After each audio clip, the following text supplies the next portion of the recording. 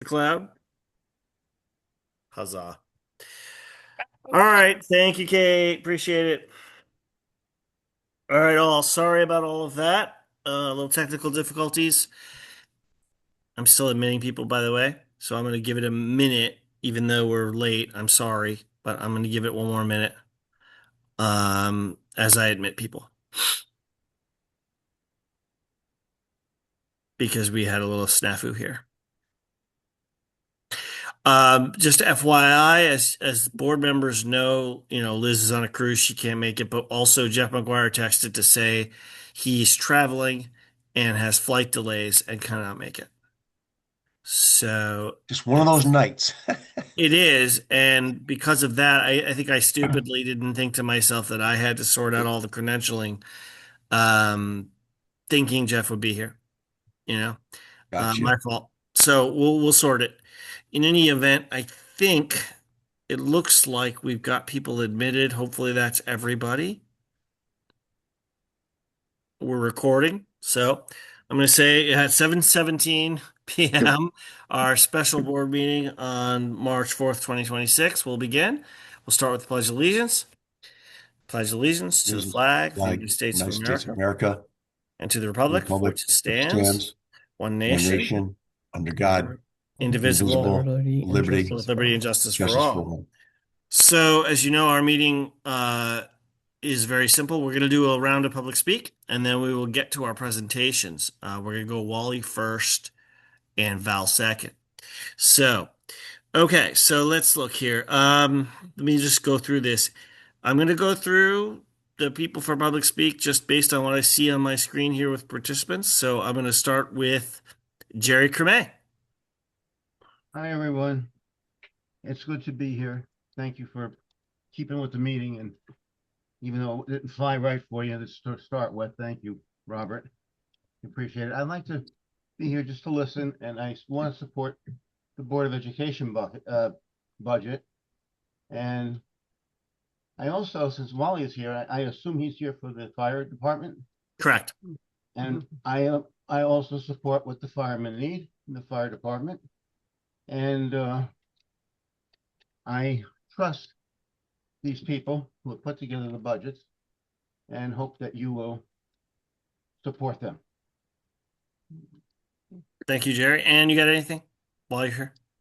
I'm just here listening to see what's been going on. Okay, fair enough. Um, Anna, I'm not going to take the chance of trying to pronounce your last name because I know I'll screw it up.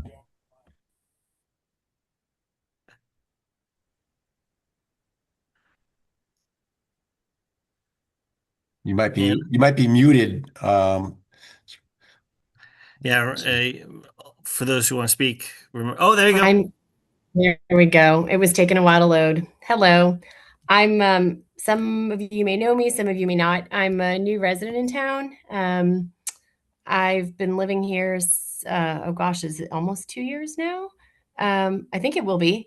Almost 2 years. And I'm just here to listen, I guess, see what's going on with the school. I have two little ones. I did have some questions um, on the proposed school budget.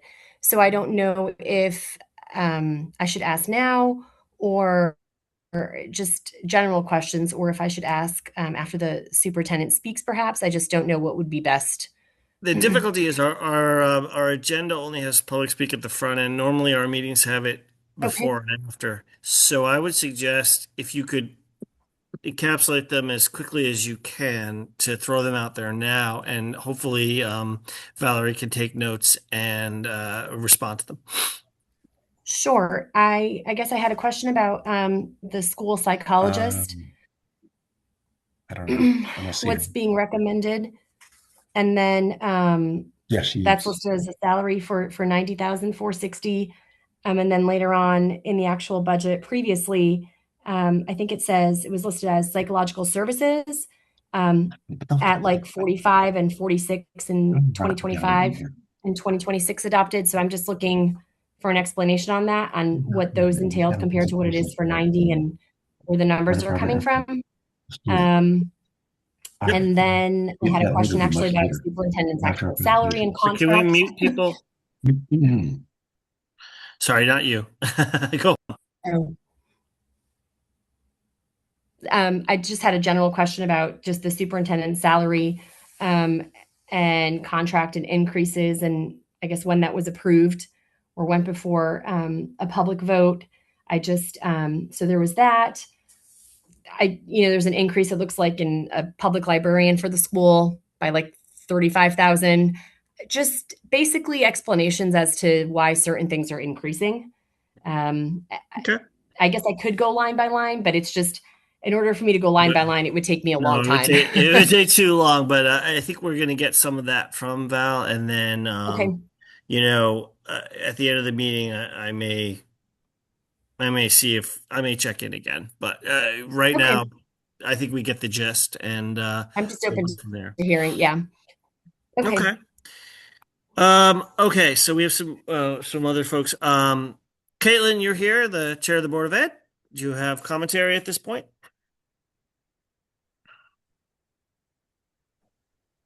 Hi, can you guys hear me okay? Yep. Okay.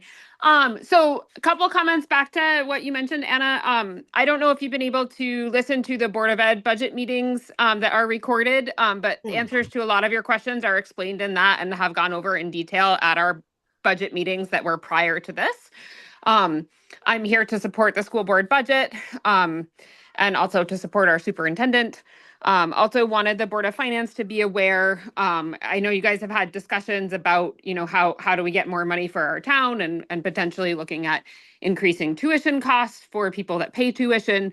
I think that it's a slippery slope, and you as a board probably need to think about how you approach and look at ECS dollars and how they are applied. In the past, they have been applied to the town budget so that the town budget comes out $2 million less. And I think potentially maybe as a town, you guys need to look at applying those on a per student level to both RAM and AES. But that's obviously not my purview. So just throwing that out there. Thank you. Okay.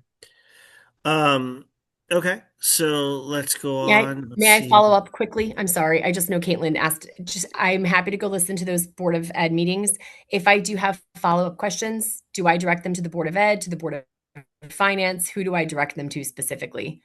I would go Board of Likely As a to Ed. town, myself because and I'm the not Board on of any Ed of and the the boards. superintendent. Yeah. And the Okay. other thing Okay. to mention, and this is a very simple thing, but people may not know this fully. The Board of Ed's meetings are when you want to look at them on YouTube or what have you, they're on the Andover, the AES website. Yeah, the schools. Okay. Yeah. Yep. No, Yep. it's not always clear. So on the town side, you'll have our meetings and the Board of Selectmen. Yep. And if you want to look at a Board of Ed meeting, you got to go to the town school website, which bizarrely, as somebody who has been involved in this so long as I have, I messed up one night. So just FYI. Okay, Noted. Thank so you. no worries. Joanne, Here to listen. Thank you. cool. All right. Let's see. Linda.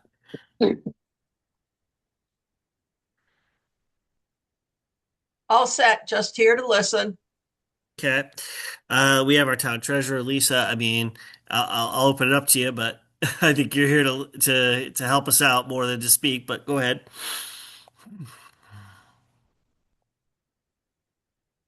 Lisa? Okay. I was muted, sorry. All right, no worries. I just didn't know if you were, I don't have any questions right now. I am here to listen, but I did get a call from the library, so there's a little bit of a change, just to let everybody know that called, and there's a little bit of a library change. I think it goes back to the process of putting the grant before before the horse and the cart before the horse kind of thing. But yeah, I guess you guys have to tell me where you want that grant money to come out of, because there's two line items and I don't know which one to take it out of, what they want. So, Okay, we may get to that. We'll see. yeah, Thank that's you, fine. Lisa. I just wanted to let you know they called concerned, and so, just to let you know there's a little Oh, bit we of a got to get change. the library right. We have messed that up before, and I don't want that to happen again for sure. Yep. Ron. Nothing to comment on. Okay, thank you, sir. Sharon. Hi, just here in support of the AES budget and our superintendent. Thanks. Thanks, neighbor. All right. Um, and then we have Val and Wally, who we'll be hearing from shortly. So I'm gonna skip you guys because you're gonna be talking to us at length. I, if anyone here, that I missed, I've gone through the list here. But if you want to raise your hands, if I missed you, go ahead. Otherwise, I'm gonna move on with the meeting. 5, 4, 3, 2, 1. Okay, Mr. Wally, let's talk about the fire department. Well, let's call it the fire commission budget. Fair enough. Okay. Our increase this year is very small. It's 1.5%. We've basically moved some money within the budget. You did get the breakdown of the budget that I sent through to Kate. So you don't just have the bottom line figure. Yeah, I got a bunch of emails today, so bear with me. But yes, I believe we do have it. Okay, I'll get down with the changes basically, and then if you have any questions specific to any of the line items, I can address those. We reduced the vehicle maintenance line item since we have a truck that's less than 5 years old and one that's brand new. So we figure our maintenance costs are going to be down this year. And we moved that money, the 5,000, basically to office supplies. And that is because our reporting system, the National Fire Incident Reporting System, NFIRS, is gone. And there's a new system that is taken over. And that is for reporting all fire responses and handling all the EMS reports for all the ambulance calls. And that has significantly increased. The fire department, I believe, through the ambulance billing fund is paying for half of that, and we're going to have to pay for the other half of this new program to be installed, all the software that comes with it. And it's a lot more expensive than what we were paying for the regular NFIRS. And the other item that we increased was training. We've got some new young people that are very enthusiastic and they're willing to take the state-sponsored courses. And these courses are not free. The other part of this is that we've taken advantage of the Eastern Connecticut Firemen's Training School to work with other departments and share the cost of a day or a night at the training center for training. And those are basically the changes from last year's budget. We think electricity, we're good. Propane, we're good. The cost of gas and diesel, we don't see a need for an increase. Building maintenance, staying the same. Equipment maintenance, that's the portable equipment. Testing, and that's basically hose testing, extinguisher testing, Scott bottle testing, air testing. Communications, that involves what we have to pay for towel and other things. Protective clothing, basically right now we're in good shape with turnout gear, but we're replacing pieces and parts.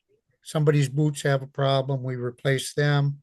A coat, gloves, helmet, coat, but not a full set.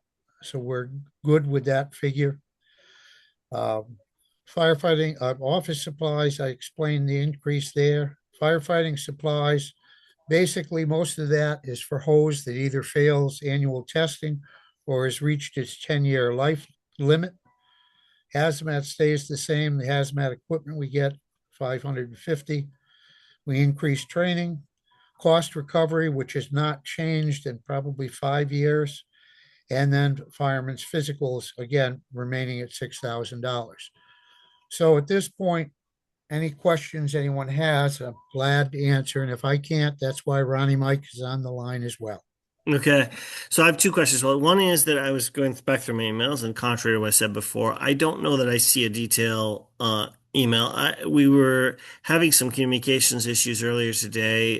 Treasurer was sending out various things, and maybe it's in my personal email, not my account, my town account, but I don't see. I don't have it either. I don't have it either. I don't have a line by line breakdown of what you're Nope. talking about. I mean, all of that sounded fine, but I don't have the detail. I'm Okay, not sure why it went to Kate.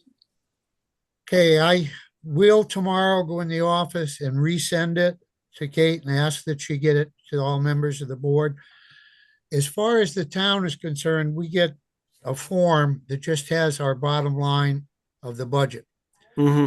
And I've been asked in the past to provide the breakdown, and I did send it to Kate and asked that it be passed on. And that's beyond me once I've sent it. And I will send it again tomorrow and ask that she pass it on. Okay. The other question I have is actually a little sideways from that, which is, as you know, I missed the last CIP meeting. I couldn't make it. I was out of state. And I know that you brought forward a request for about $100,000 for a compressor.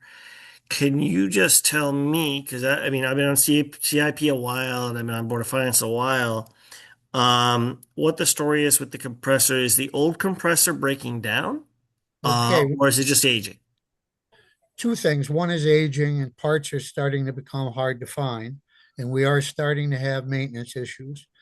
The third thing that I explained to CIP is that our present vendor that services it has two people that service compressors. Because of the age of our compressor, it was purchased in, I believe, 1991. The technology has changed dramatically, and the older gentleman that does the service is fine, but if he's not around, we have to wait for service because the other gentleman is totally lost looking at this old technology. The other thing I have to tell you is that since that meeting, I've got two other quotes, which are substantially less than the $100,000. Okay. Both are somewhere in the ballpark of $60,000.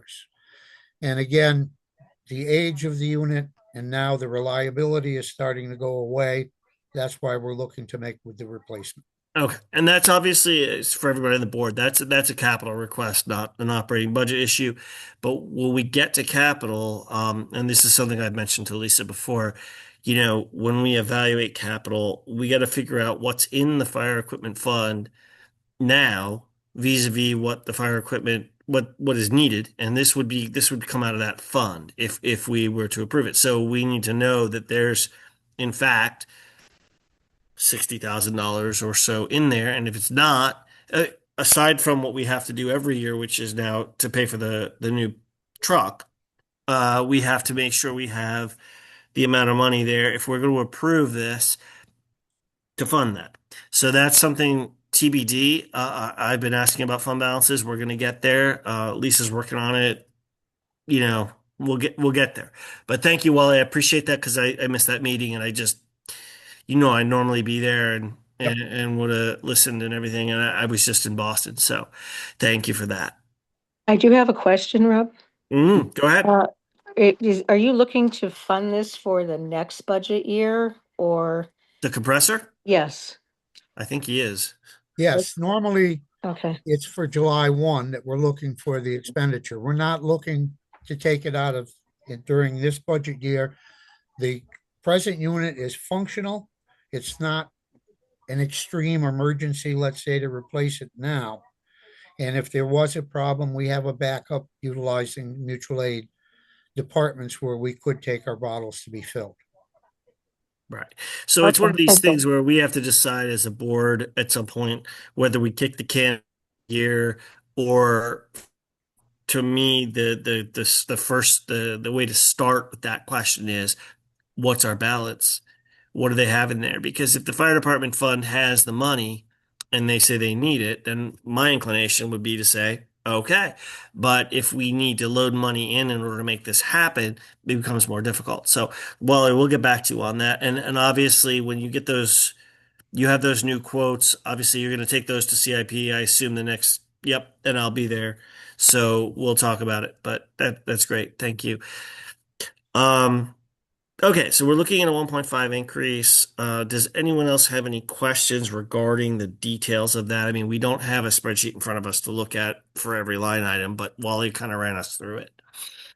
Do we have any questions there as to those increases and whether or not, what the justifications are.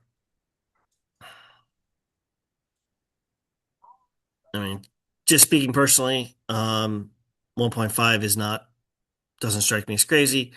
And the capital thing is a separate issue. So thank you. I mean, unless there's questions, I'm going to thank Wally and let him go for now. And we can always, have a further discussion with him, but. All right, if there's questions, once I get this paperwork to you, I'll be glad to come back. And I thank you. I truly appreciate being first on your agenda tonight rather than after the Board of Ed. Oh, wow. No, that was clear, Wally. I knew it was going to be a lot faster. Thank you so much. And Thanks, Wally. Yep, thank you. And we'll let you go, sir, unless you want to hang out and enjoy the Board of Ed stuff with us. No, So thank you. I'm going to move on and I'm going to turn the table over to our Superintendent Valerie Brunel to present to us the Board of Ed budget.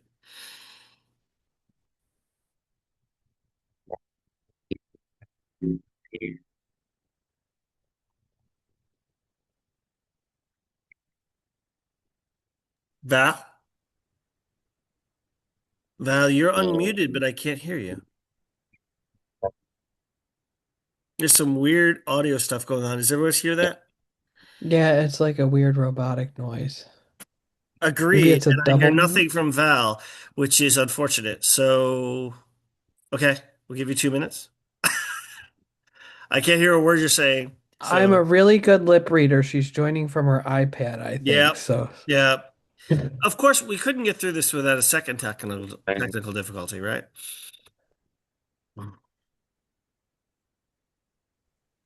Well, yeah. Yeah, Val, if I see a pop-up saying let you join, I will.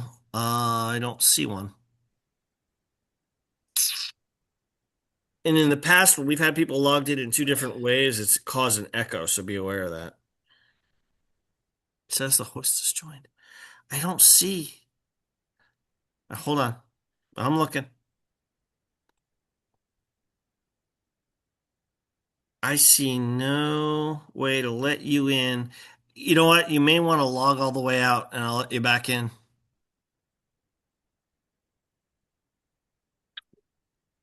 Maybe she can call in. Yeah, well, instead. she's trying through her iPad. She's trying through different methods. Yeah. Which fair enough. I feel like we had this once before. It was bizarre. And normally we don't have this issue. But I have it. I would think I'd be getting a pop-up. I mean, as I let people in at the beginning of this meeting, I got a pop-up every time and had to approve sign-in. So I just don't see any additional pop-ups. Admit. Admit. I think I just found it, Val. All right, unmute and try again.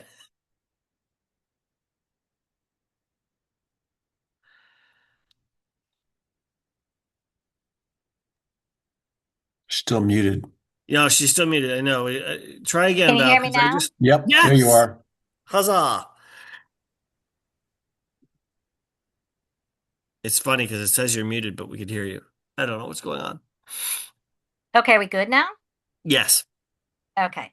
So the only thing I have to make sure I do then, Rob, is let's see, make sure that I can get to it on this device, the stuff I want to share. Okay. So you do have to, I think, make me a co-host and allow me to share the screen. Is that, hold on, let's see. Yes. Let me work on Yep. that because, again, I'm new to this. Yep. I will work on that if you want to start, and I'll work on it. Host tools, probably. Yeah. So I did send a couple of things to the board members today just because I wasn't sure kind of how many. I know you guys don't have a whole lot of time right now, so I wasn't sure which meetings you were able to watch and attend and which meetings you weren't able to watch and attend. So I just kind of sent you everything. I sent you the budget that was passed as the proposed budget by the Board of Education. And then I sent you some information on enrollment summaries, kind of anything we've talked about at the Board of Ed up till now. Let's see, does it let me share my screen? I just made you a co-host, so it should hopefully work. Okay. Let's see if it's going to allow me to do that. Let's see if it's going to allow me to do that. All right. Is it going to let me do that or not? We're batting 1,000 here tonight. I know I'm sorry, everybody. This is new to me, and Can apologies. Can you see something on my screen right now? I just see you. Rob, sometimes it takes a few minutes for the co-host thing to show up, to share and show up photograph or whatever they're sharing. Oh, really? Okay. Yeah, sometimes there's a delay. Okay. Because I definitely did it. Okay, so we're going to try this a couple of times, but in the interest of time here. Can I suggest, if you sent it to Rob, can you share the file that she wants you to bring up? Because you have the file. That's the other possibility. Yeah. So which file would you like him to bring up first, Valerie? Okay. So let's, Rob, do this. Hold on one sec. Let me go back through my emails and find the thing. Well, actually, let's see. I can probably get you to. All of these difficulties. I'm trying to get you to the PowerPoint that was on here. Let's see. Let me go back. All right. If I go to your information shared email, is there one of those that I want to use, or that's background info? Email you sent at 6 o'clock tonight. We're now sharing somebody here. All right. So if we are sharing, it's you. It's you. Okay, it's you. Good. You're up there, kiddo. You're up there finally. Okay, good. Let's see. I'm up there, but now let's see. So we needed to share a screen. Hold on. We need to share. Can you see this? Huzzah. Okay, we're good. All right. That was the very long way. So, all right, we're going to do it this way. If I do this, I can't see any of you guys at all on my screen, but can you see what's on my screen right now? Yes. All right. And over a bunch of the operational budget. This is kind of weird for me only to see this, but we're going to do this. All right. Yes. So this was the budget. I'm going to go through this fairly quickly just because this was the budget presentation for the Board of Education that is already recorded and available for anybody to see. But it'll give us, a little bit of review for anybody who didn't have time to do them. And the purpose of this one was just to remind people that the school only has an operational budget. So in fact, this is the school and everything else related to 35 School Road facility, because we in fact do not have an operational and a capital budget. So it's just everything related to 35 School Road. We had talked about enrollment data. I sent you guys tons of enrollment data, but two of the things that I pointed out when I did this at the Board of Education meeting was K-6, we have 200 kids. Although we really aren't addressing preschool, what do we anticipate in the building next year? We anticipate 70 kids being in preschool, and by the end of the school year, 270 kids total within the walls of the building, and 3 that we financially support at other facilities. We are growing. I had pointed out that this year, the new Andover POCD, which is the Plan of Conservation and Development document, came out, which is going to give us 2026 through 2036. And in that document, we were able to, let's see, right here. In that document that looks like this, the Plan of Conservation and Development for the town, it was able to confirm that, in fact, we've made a 26% growth in the last 5 years. And moving forward, we should have a slow and steady anticipated growth. I know you saw a chart that kind of looks like that one down there with the blue bars. When RAM did theirs, there was like a yellow bar that showed you this year, and then the rest were fairly even. We do anticipate moving that bar up. This one is through 2025. And the reason why I put this in here is because this is the one that was in the POCD to show you that when they took a 10-year average, it wasn't fair for the last time because we saw a decline and then it started to come back up. So the incline that you will see this year in the new POCD will show that it was a 26% increase moving forward. I know that some of those numbers were looked at for planning purposes for the next 5 years.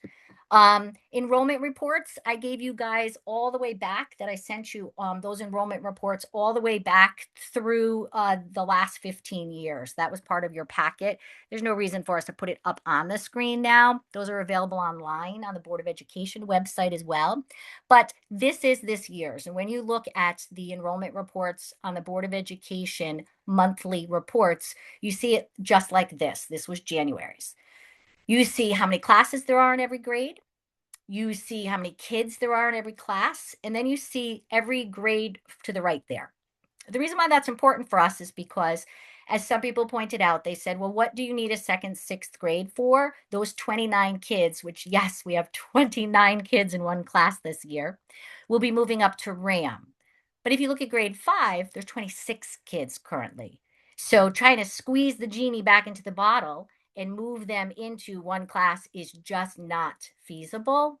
And the grade behind them, that's going to be 5th grade next year, there's 37 kids in that grade. That's impossible. That must be 2 classes. So last year we did have that second 4th grade and the second 5th grade class. And where sometimes that number looks misleading is, sure, you can see large 4th grade classes, 18 and 19, but sometimes people look at the 5th grade class and they go, well, 13 and 13 is manageable. Remember, we only have 2 choices. It's 26 or it's 13 and 13.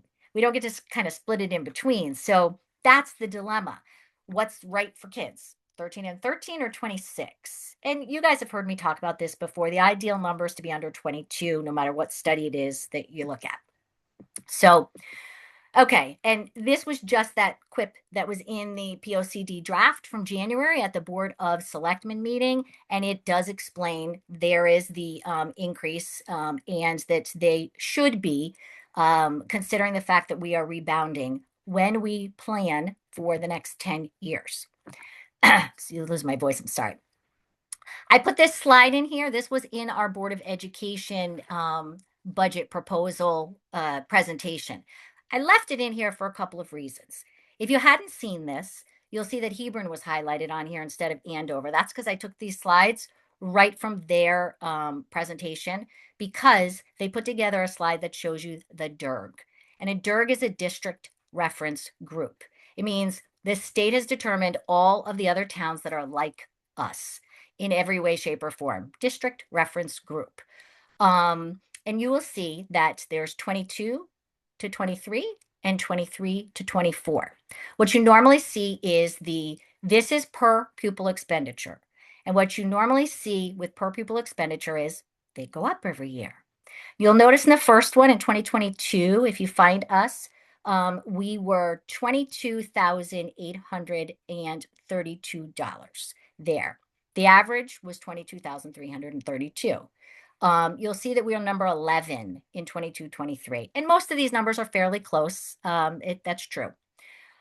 If you look at the last published one, which was 23-24 on the right there, you will see that the average was 23,670. We dropped from 11 to 17. And that's because we were the only one on this list. If you're comparing apples to apples here, every town, Cornwall, Canton, Columbia, we were the only town that went down in our per pupil expenditure. And that's because as our student population rises, if we're not spending at the same level on each student as the other districts, we're going to go down. We are the only one on this list that did not go up from 22 to 23 in our per pupil spending. So that's significant. Now, I know that when Colin presented, there were some questions on, I believe it was NCEP versus NCE versus per pupil expenditures. And Colin even had said to you guys, all of those numbers are legitimate numbers and there are formulas, but they are relative. And they are mostly relative to larger districts, not really to us. To me, it's not really relative because it's not a per pupil. We're not just buying crayons and paying for teachers with this money. We are taking care of the largest piece of property in the town with this. So when we look at this, this is everything. This is, the new snow blower, a little piece of that is in here with the per pupil spending as well. So the number is kind of irrelevant to me. It's irrelevant because what the taxpayer really needs to know is the bottom line. Here's what it costs to educate the kids. Here's how many taxpayers we have. You take the total and you divide it by the number of kids, and that is what it's costing them per pupil. And for us, that number is significantly lower. The other thing that we pointed out when I made this presentation to the Board of Education was that one of the reasons why we're going to continue to go down on that list that I just showed you is that last year we did reduce by 160,000, yet our number of students went up. So where we dropped from 11th place to 17th place, I guarantee that next year we're going to drop even lower on that list. Remember, to clarify, by the way, Val, this is all some of the numbers that we're looking at here. I think everybody should remember there's a lag time here. We're getting the stuff you get from the state and everything like that. There's a lag time of a year or two. So we're talking about stuff, and then we do things in our budgets and it doesn't show up until next year, that sort of thing. So that's where I think a lot of people can get confused. So I just want to point that out. Yes. And that's why those numbers, Rob, too, they're a little off, especially for me. Let me think of a town, Marlboro's town population, their K-6 population is actually very consistent. They really, in the 6 years that I've been here anyways, they don't really waver. Their blue bars, so to speak, remain fairly constant. So whether you're looking at NCEP or NCE or per pupil expenditures, they do stay very steady, in planning, as does their budget then every year as well, because there aren't big dips or increases. So I do anticipate, as I said, next year that we'll fall even further down on that list.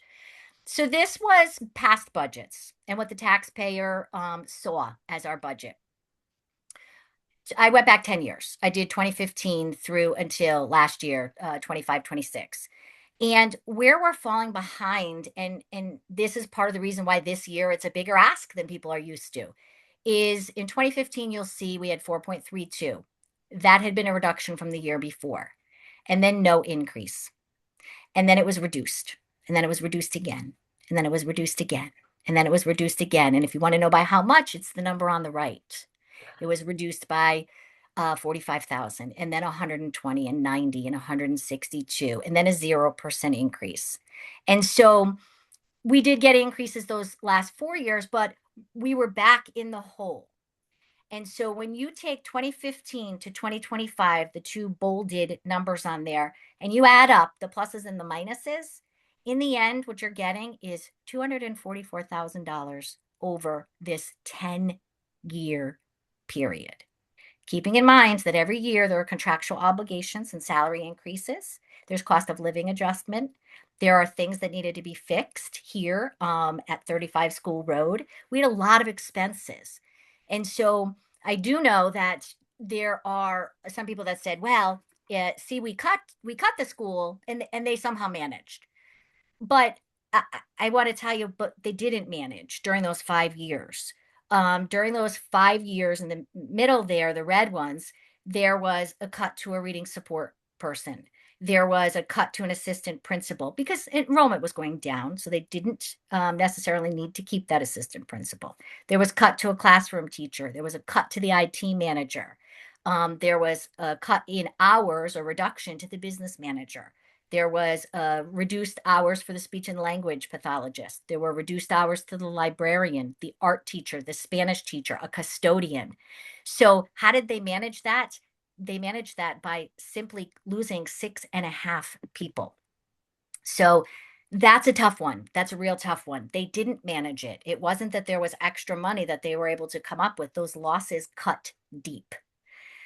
Now, Caitlin mentioned ECS dollars, and I don't think we've talked about ECS dollars in my 6 years here enough, because that is a revenue source that offsets the cost of K-12 education to the taxpayer. So when we look, for example, at the budget this year, which we'll look at in just a second, and we get to, well, it's $5.063 million, Val.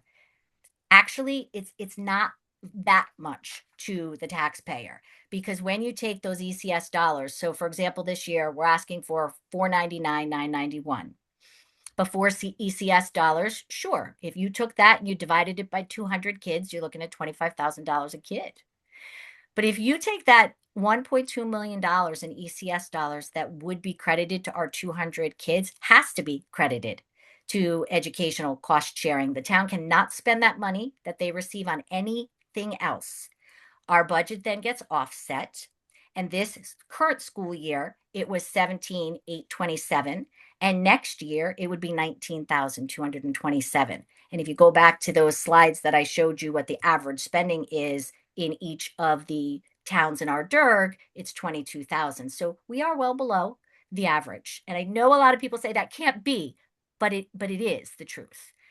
And so when we look at what goes into our budget, as I mentioned on page 1, in addition to everything school related, 35 School Road, all of these things are in that budget as well. Every academic need for each student, the mandated special education requirements, the contractual obligations to every employee, insurance and benefits, all Board of Education expenses, legal fees, transportation, including transportation to other facilities, tuition for Andover residents that attend other schools, all the supplies, whether they're instructional facilities, etc., technology, utilities, the use of the town vehicle for special ed transportation, repair and maintenance for this large building. And remember, our gym is used every night and weekend in the summer. So half the time the gym gets used by town events, and that's fine, but there is no different budget for that. Last year, it was over $10,000 in oil for the tank that services just the gym. And so there are some significant costs. And again, I'll remind you that our big drivers, not the only things, but our big drivers are obviously contractual salary obligations, the need for that second 6th grade classroom to return, special ed services, and our insurance consortium is 15% for the premiums for our employees. Now, someone mentioned, not necessarily this year, last year. So I really try to take a second and explain this. Well, why don't we go someplace else for insurance then? We can't. We are part of an insurance consortium. It is the town of Andover, which I think has 5 or 6 people in the insurance.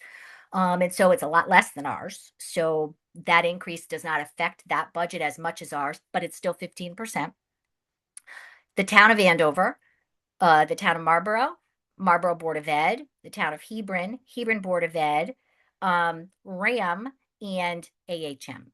So the 8 of us are a member of it. We've been in this consortium for over a decade, so we don't have the option.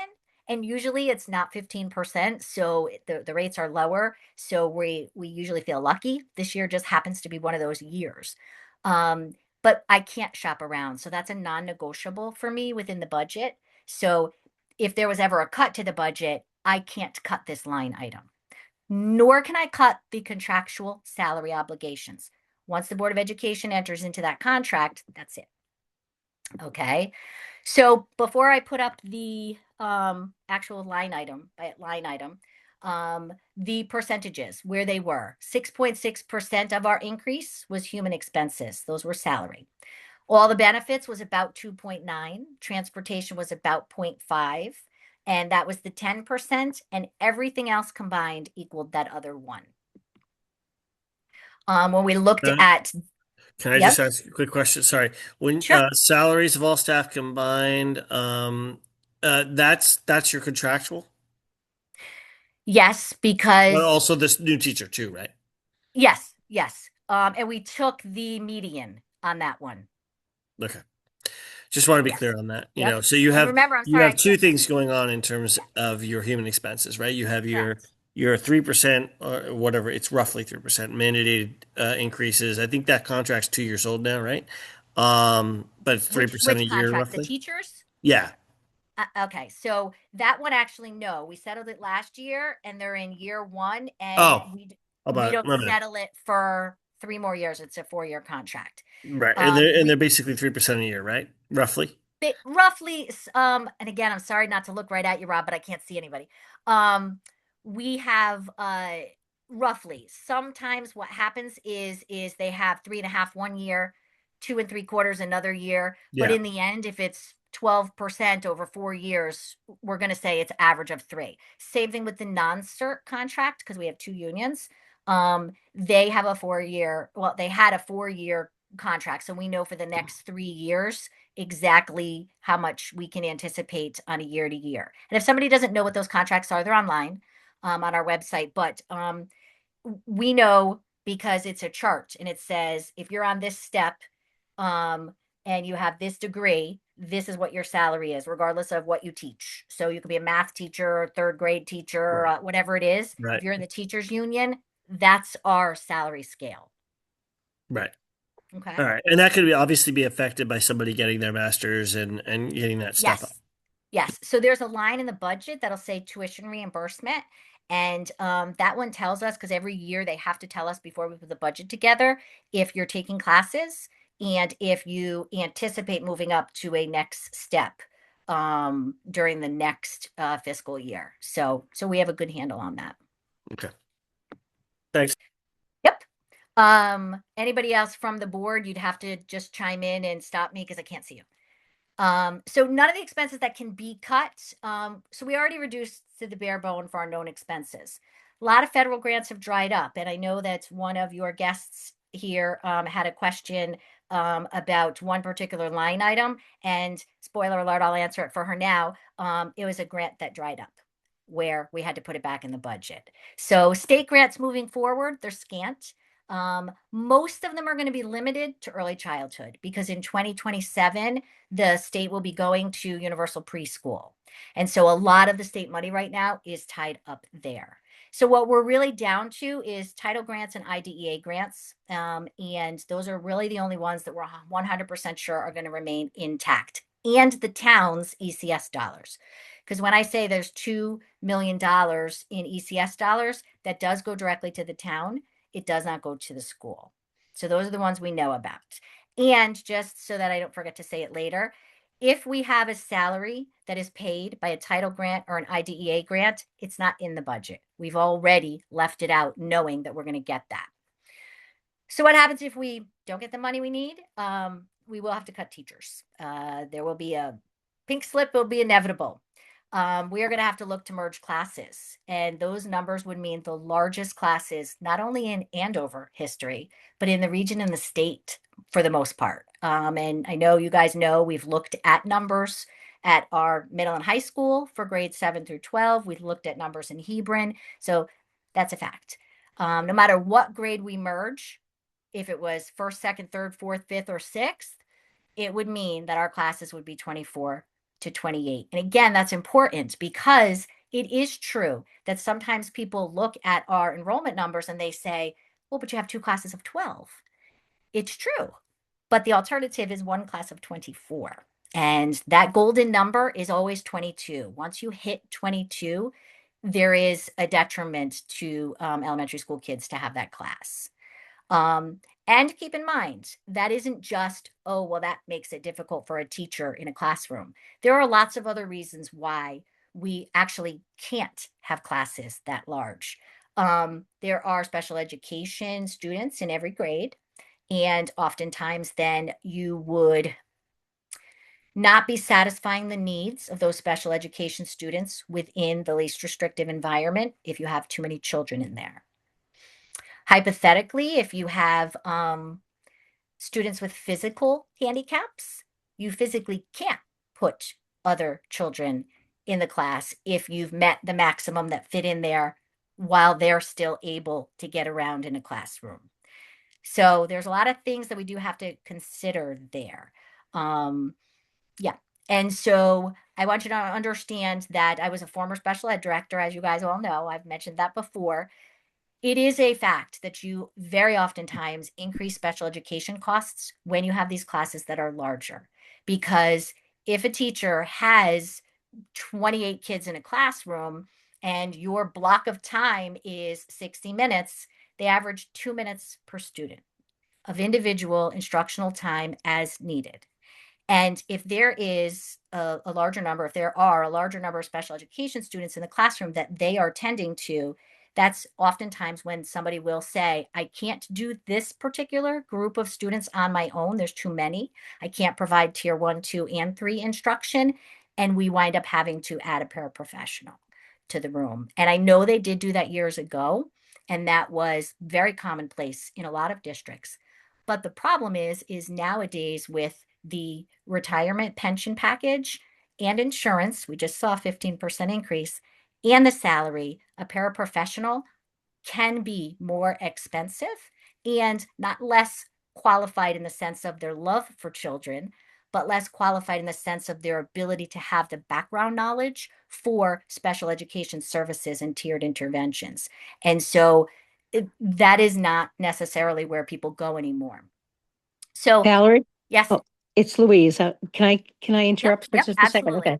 I have a question about when you say you get to the 22 limit, are there regulations stating that if you get to that limit, then you do need to add a paraprofessional? So not for 22, no, there's not. That is Oh. just good practice. That is just Okay. every study that you see. Okay. And that is why, Louise, since I've been here and I had sent you guys the enrollment data, like I said, all the way back, since I have been here, I have it right here someplace.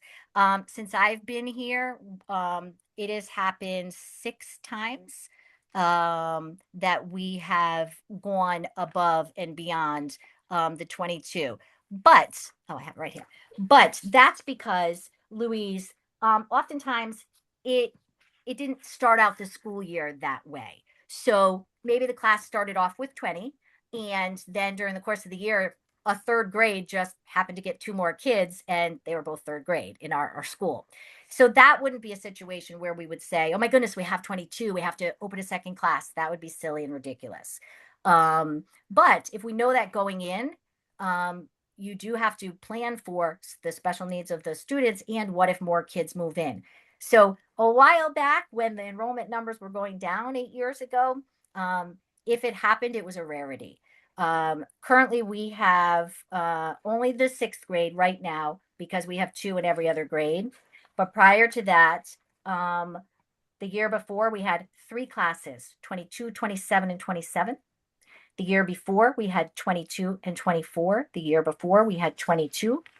And so 2 years before that, we had 2 at 22 because we were trying to keep the numbers, keep from opening a second class when we weren't sure at that time how quickly we would be increasing enrollment. So we couldn't take that chance. What if we opened a second class and then enrollment didn't change at all? And so if you guys remember, at one point, we did have for 2 years a combination 2-3 class. And, you know, we were able to pick the right students to go into that combination class. We were able to pick the right teacher. We were being very, very frugal with the budget that year and saying we could do this. So I'm not opposed to having classes of 22 if it's appropriate. But we've got classes now that are well over that. And that's just not viable right now for us. Okay. I'm just going to pipe in here just really quick and mention that, you know, what Val just said about the hybrid classes, that was my kid's class one year. You know, my kids are now both at RAM, but my youngest daughter, her 5th grade experience was that hybrid-y kind of thing that AES did, where they had one class of 22, I believe it was 22, Val, it might have been 23, somewhere right in there, low 20s. And then there were breakouts where the advanced math kids went and did stuff with Mrs. Frazier, and then other kids did something else. And I had a whole conversation with my 12-year-old about this, about retrospectively, about her experience. The next year, she went to 6th grade, and I think it was 22 or 23 kids, and it was one teacher, and there was no support. There was no extra support, right? And she has very, very definitive thoughts about this that actually surprised me, to be honest with you. I had this conversation with her driving her to gymnastics one day, and I was kind of blown away by it. She was very definitive about it, that fifth grade was vastly superior to sixth.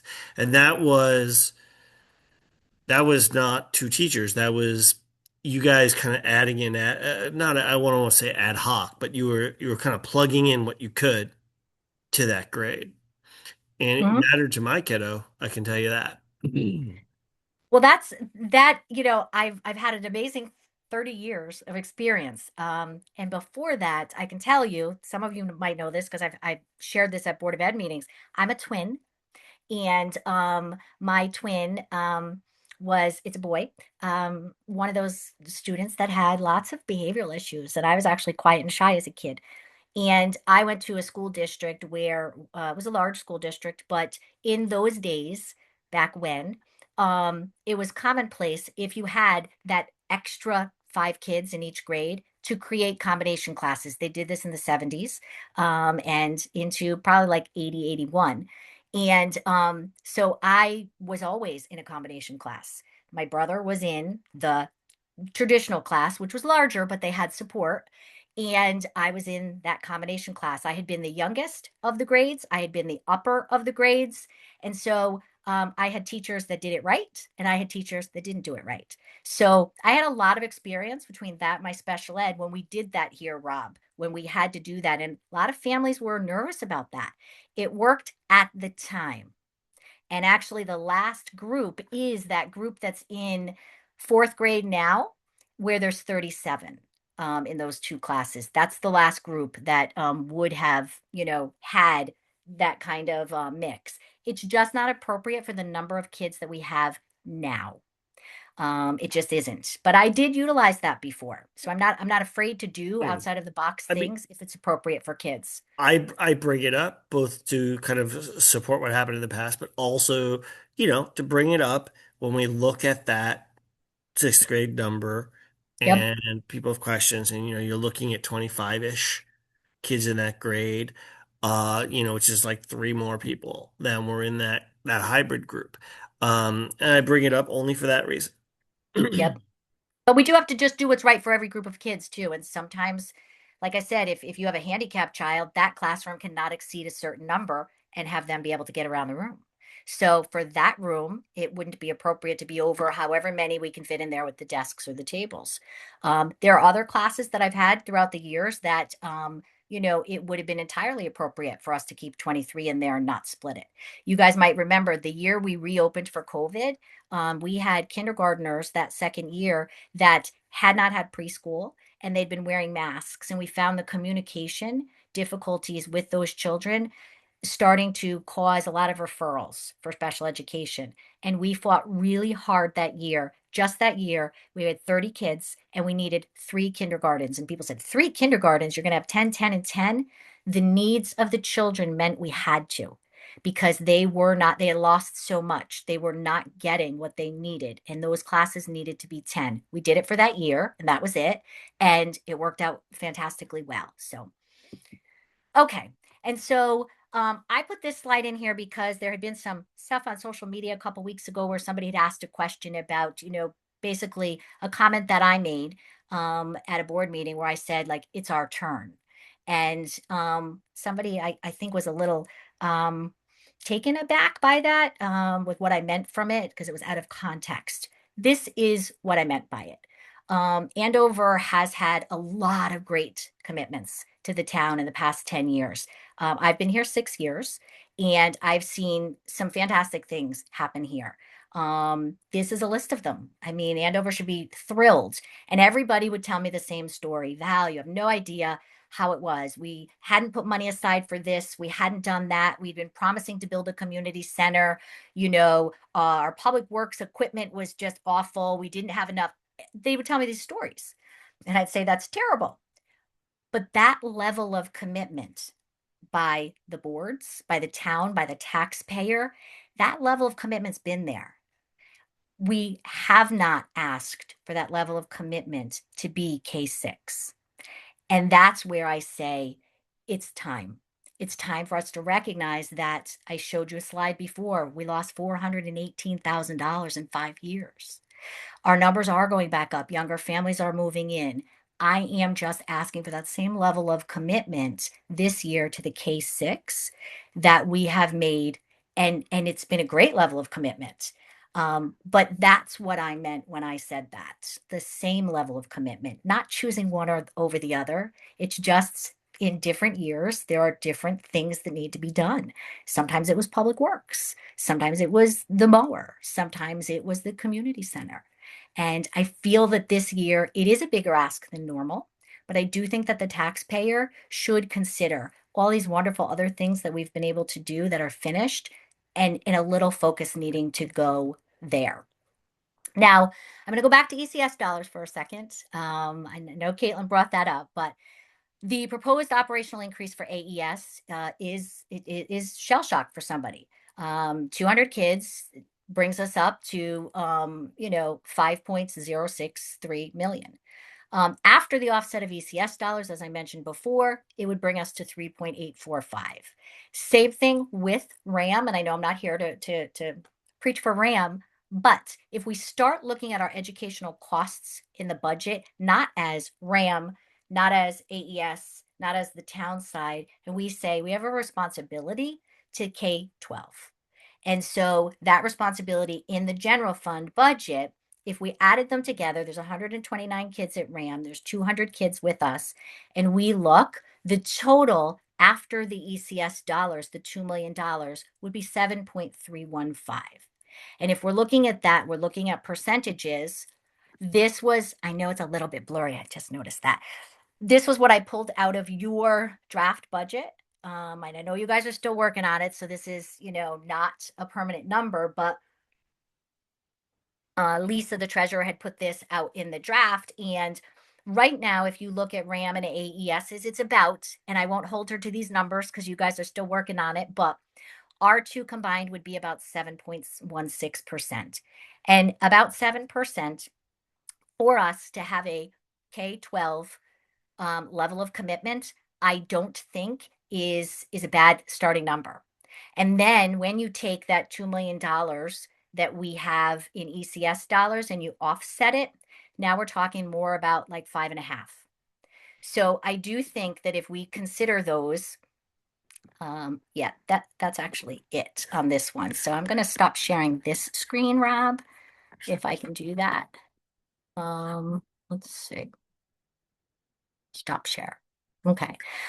If we can consider doing that and really kind of taking a look at it from that perspective, saying, yes, when we look at what the educational cost to the community is, and we say, let's look at everything together, I think that really helps us to say our level of commitment to K-12. And it is a lot.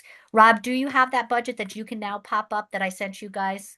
Because I think it's easier from your end. One moment, Val. I'm sorry. Yeah, that's okay. The line item, because I'd like to address some of the things that I know that all right. So one of your guests. which email was it? I'm sorry. I have an email from you I sent today. to your board today, yes. And there are 3 attachments. There are 3 attachments. Which one do you want? I want the one that is the proposed budget. Okay, because they're all named. They don't have.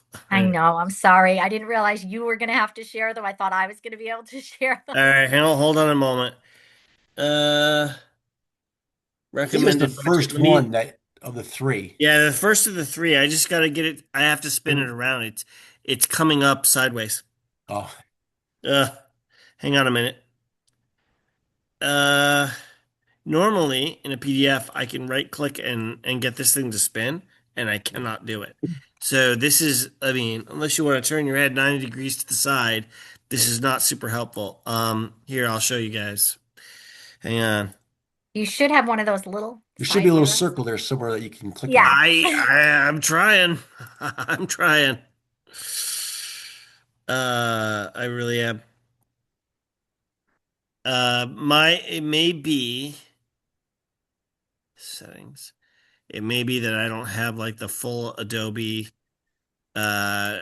system, program on on this old laptop. This laptop has been It's been through some things. Let me just try something here. Hang on. Let's see. All The other right. thing I can try to do, Rob, is let me I mean, I try can to send it see. back to you, but Let me try to see. Allow to share the here, screen. let me show you. Hang on a minute. If I share my screen, all right, you guys see my screen now? It's coming through. Okay. All right. So the thing is, this is what I see, right? No, we're not seeing it yet. Okay. Let me know if you see it, when you see it, because I've got it up. It started to come through, but View modes. I got this thing is sideways, and I This is when cannot. we need our kids for this kind of stuff. This is, I know. I swear to God, I used to be the kid who changed my parents' VCR clock, and now I can't do anything.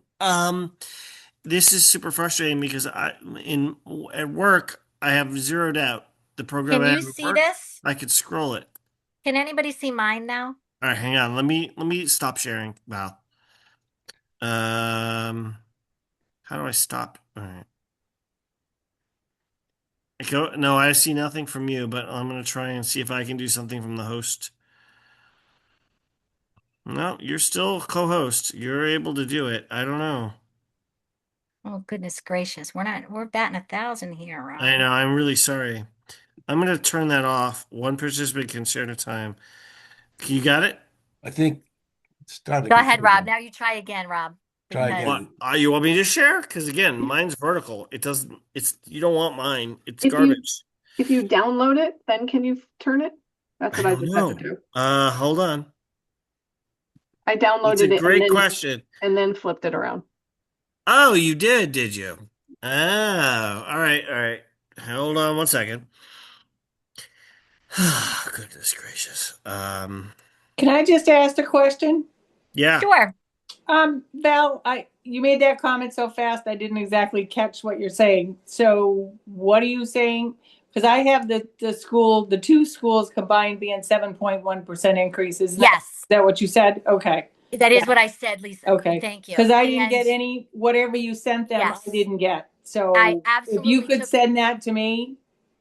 I absolutely took it right from your numbers. You had 7 Okay. point something. Yeah. And then if we credited ECS revenue to Yeah. that, is where I came up with just over 5. Okay. All right. Yeah, I that mean, makes sense. We're on the same page. the issue with that obviously is as everybody probably knows, the ECS funding has been constant for about 5 years. Right. And it is locked So in for that's this just year. something to be aware of. Like they haven't changed the ECS funding in some time. The other thing that people should be aware of, and this is something Valerie and I have talked about, is that in the past, well, up to the future, up till right now, we have never, as a town, I don't think, sat down and calculated a split. Oh, this much goes to RAM, this goes to AS. It's not how we do it. We just kind of take it off the top and cumulatively deal with it. So And that's been an issue. And this is a But potential again, issue going forward if we get into, if you take bubble. the rest of the intergovernmental money, this is my thing with the grant money too, is if you take that in those two revenue sections and then you start this comes off of public works, this comes off of here, this comes off of there, it becomes very complex. It does, Lisa. And that's something, Lisa, that we need to talk about some more. Like, does it make sense or is it stupid for something like, for me, like Town Aid Road, right? We don't put Town Aid Road in the budget, do we? Well, it's funny. We did it where I last worked. So this is news to me just the other day. And I said, where is this? And they said it's in a different funding. And I was like, why? It's right. It doesn't make sense to me. Right. Of course, there's a lot of stuff like the way capital is done. That doesn't make sense to me either. But welcome to Andover. Keep things simple and clear, but I'm not finding that. No, Lisa, you're not wrong, and that's just it. When we do things like Town Aid Road, I mean, people see our budget in our capital budget. For instance, last year we put $385,000 into the road budget, right? Mm-hmm. And it's an important piece of what we do in this town. Yes. We did not spend $385,000 on roads. We spent like way more than that because we get Yep. town aid road money and we spend that money and it's all off budget right now. And I have always been like, okay, but the thing is, that's not clear to me that's the right way to do it. So there are a lot of things here that you could question. Now, back to the issue of me sharing the screen. I literally, So because I'll start to talk about the line items while you're doing that, Rob, so we're not because wasting I time. But cannot figure it out, Val. I one last cannot thing figure on, out how to spin this bloody thing. if So Heather Heather has apparently it on figured her it out, but I screen, can't. maybe you could let Heather share it. Yeah, let Heather share it. Yeah, let me go to Heather. Okay. So Lisa, one Yeah, I last see. thing, Lisa, that You're I a would co-host now, Heather. Huzzah. one last thing, Please. Lisa, on your Yeah. point, Lisa, Yep. would be the only difference is, and this is why I mention ECS and not the other ones, is we don't do the town side budget on a per resident expenditure. Traditionally, they do expect that that number is going to come up for schools because it's just out there, whether it's that NCE, NCEP, or per pupil expenditures. The problem Thanks, is Heather. that people look at that number and they say per pupil. And so then you have to say, well, to the taxpayer, it's minus that money that's, earmarked for schools. That's the only reason why I say that. I know exactly what you're saying, but Yeah, it's because I've just had other departments, like let's say the library department, it's like they get Friends of the Library and they want to list their budget, which I've never done before, but they want to list their budget is almost $4,000 less than what their budget really is because they get that money from the Friends, but their budget really is 4,000 more. Right. So it's really hard to draw the line with revenue and with your actual expenditures. There's a lot of that in this town. If you, Yep. you started to notice it, Lisa, where we Yep. we have a lot of stuff that's off budget because it's like offset. Yep. But you could do the same thing in the building department, the clerk's department. Look at the tax collector's department. And I mean, if we delve into this enough, we're gonna find that the budget's wildly different because if you get $800,000 in town aid road, right? If we're spending 1.1 million, not 385,000, that changed the budget quite a bit, doesn't it? Although ultimately there's no zero difference to taxpayer, right? But yeah, we're getting a lot less than that though. yeah, no, I made that number up. I'm just saying there's a lot like that. Yeah. So, okay, so I'll move on to the other one then. And Okay. I realize that we've already done this at the Board of Ed. So, almost everybody on this call has this in front of them. So if you look through the first sections, the 101 section there, I know there was a couple of questions. The questions that were brought up had to do with the school psychologist, as well as the librarian. The librarian she's 4 days a week. She's not 5. And she did have a portion of her salary that was covered by a grant that we no longer have. And so that has to go in. That's why it looks like it went up dramatically for her, is the 1 day, which is a 0.2 FTE that was covered by a grant, is no longer. The school psychologist had been almost completely covered by a grant for 2 years, with the exception of 45,000, which is further down. When we get to it, I'll remind you. And we minused that 45,000 from that line item further along in the budget. So the 90,000 that you see up here is not really 90,000. We are minusing 45 someplace else later on in the budget. So you'll see that. But that was an issue of a loss of grant as well. I know the other day, and I'm going to bring this up now because I think it's appropriate. The other day, there was a conversation at one of the Board of Finance meetings, and I apologize, I wasn't on it, but I know Louise is on here now, and so is Linda Fish and Kim. And somebody brought up the question of why we don't use AHM for school psychologist services. Right, we were going to get to that. That's exactly, it was on my list of questions to ask you. Let her talk. Well, I'm going to beat you to the punch there, Mr. Chair. AHM did not provide psychologist services. AHM is a youth mental health resource. They are wonderful. I agreed with everything you guys said as I was watching this on my screen the other night, going, they're right. They are wonderful. Tressa does a great job. We love AHM. But AHM is a mental health program facility that provides like counseling services, They are not licensed school psychologists. And the difference is when a student just needs a group to talk about a crisis. Mom and dad are getting divorced and they need somebody to talk to. Perfect for an AHM person. But when it's in somebody's IEP, that this child rather, has service hours that need to be given to them, oftentimes it has to be the school psychologist. There Valerie, is can I hang on interrupt? hang on Yeah, one go second, ahead. please. There are tests that are done annually. It's called an annual for a student with an IEP. That testing that needs to be done annually has to be done by a licensed professional. Triannually, every 3 years, all special education students have a full battery of tests.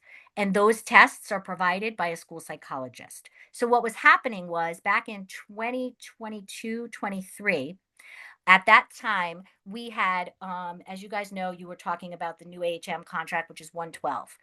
Back then, we had two contracts. We had one contract for AHM services where we paid $30,000. And then, and we were getting a day and a half a week of this wonderful professional that we loved from AHM. But then we had an additional contract for a day and a half a week of services. And that additional contract cost us $30,000 back in 2022. And now we're in 2026. So that year, we saw a decrease to our ask, to our budget. And because we had a decrease in our ask, we had to make some choices. And because our testing for our special education students, annual and triennial reviews, had to be done, mandated, by somebody who was a licensed professional, the wonderful AHM person that we had here, they were family and marriage counseling was their specialty. And it was perfect for mediation for our students, but it didn't meet all of our needs. So we could not get rid of the then contracted services that we had with, I think we used Eastcon at the time, for a psychologist. And we had to then eliminate that second contract with AHM. So that was the reduction, because although it was wonderful to have that person the extra day and a half, it did not meet our mandated requirements, and it was 30,000. So we did cut that. We're still happy to have the day and a half that we have that comes with the towns, and all three towns get it. There's somebody in Hebron, somebody in Marlboro, somebody in Andover, and we're very happy to have that. 4 years later, flash forward to 4 years later, and we've been using for a little while now our school psychologist a grant to pay for the bulk of their services. When we add up the amount of hours that we need to have them, this person was a little bit more than 4 days. So they were switched to the teacher's contract, and being in the teacher's contract actually saves that little bit of a difference for them because we're not paying them as a contractor anymore. But the long and short of it is we couldn't continue to use AHM's services for the testing because they couldn't do it. And we lost the grant. So in that line there, I hope that I've answered the two questions that were asked. Louise? Yeah, I was going to tell you that I did ask Tressa that question, and she did relay that same information you just said, because you need specialized people to do the IEPs. Was the psychologist that you had a independent contractor when she was hired? Back in 2022, yes. Okay. When we were utilizing the one that we have now, less a couple of years ago when she first came to us, she did come to us and we were paying her as an independent contractor. Yes. Now to pay her as an independent contractor 5 days a week would be well over the price to have her in a teacher's union. And so it's a cost savings to us. Okay. So are you also adding benefits because she's now an employee? If she were to need benefits at some point, yes, but that was factored into the cost because an outside school psychologist for us to bring in hourly is between $90 and $140 an hour. And so that was a factor for us in putting this person in the teachers union. They had been in the teachers union in their other districts before they came to us because that's commonplace. And so when she came to us and she was part-time and we said no, because obviously, as you mentioned, there's the potential that a person would need benefits. We kept her originally when she was part-time as a contractor, but to do that 5 days a week, Louise, would be instrumentally more money. So, Okay. but I'm glad you did the math on that. That's good. we because- did.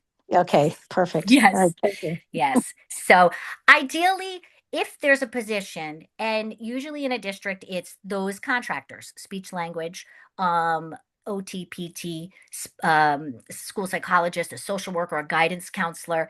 In a district that's a little bit bigger than ours, all of them are in the teachers union. For small districts, I would never here put OT or PT in a teachers union contract in Andover. Never. I've had years here with PT, for example, my first and second year here. It was months before I even met our PT because we didn't have any kids my first year that required it. I think she did 1 hour a month because it's the needs of the particular students. So I would never put those in a union contract. The only two that are appropriate for us to have here in a union contract would be the speech language pathologist, because elementary school, prior to 6th grade, a lot of speech, and the one school psychologist that we have, because we don't have other support staff here, except for the day and a half that we do have some support from AHM. So, okay, the paraeducators, the next one down there, you guys will notice that there's a difference. From the last budget season to this budget season, there was an increased need per somebody's IEP for a paraprofessional. So that's the increase there. It's not a huge contractual increase per para. It was a different para, a new para that was needed. I won't go specific line by line because we did that at the board meeting, but I will note some of the areas for you that would be of interest if you were reading it for the first time.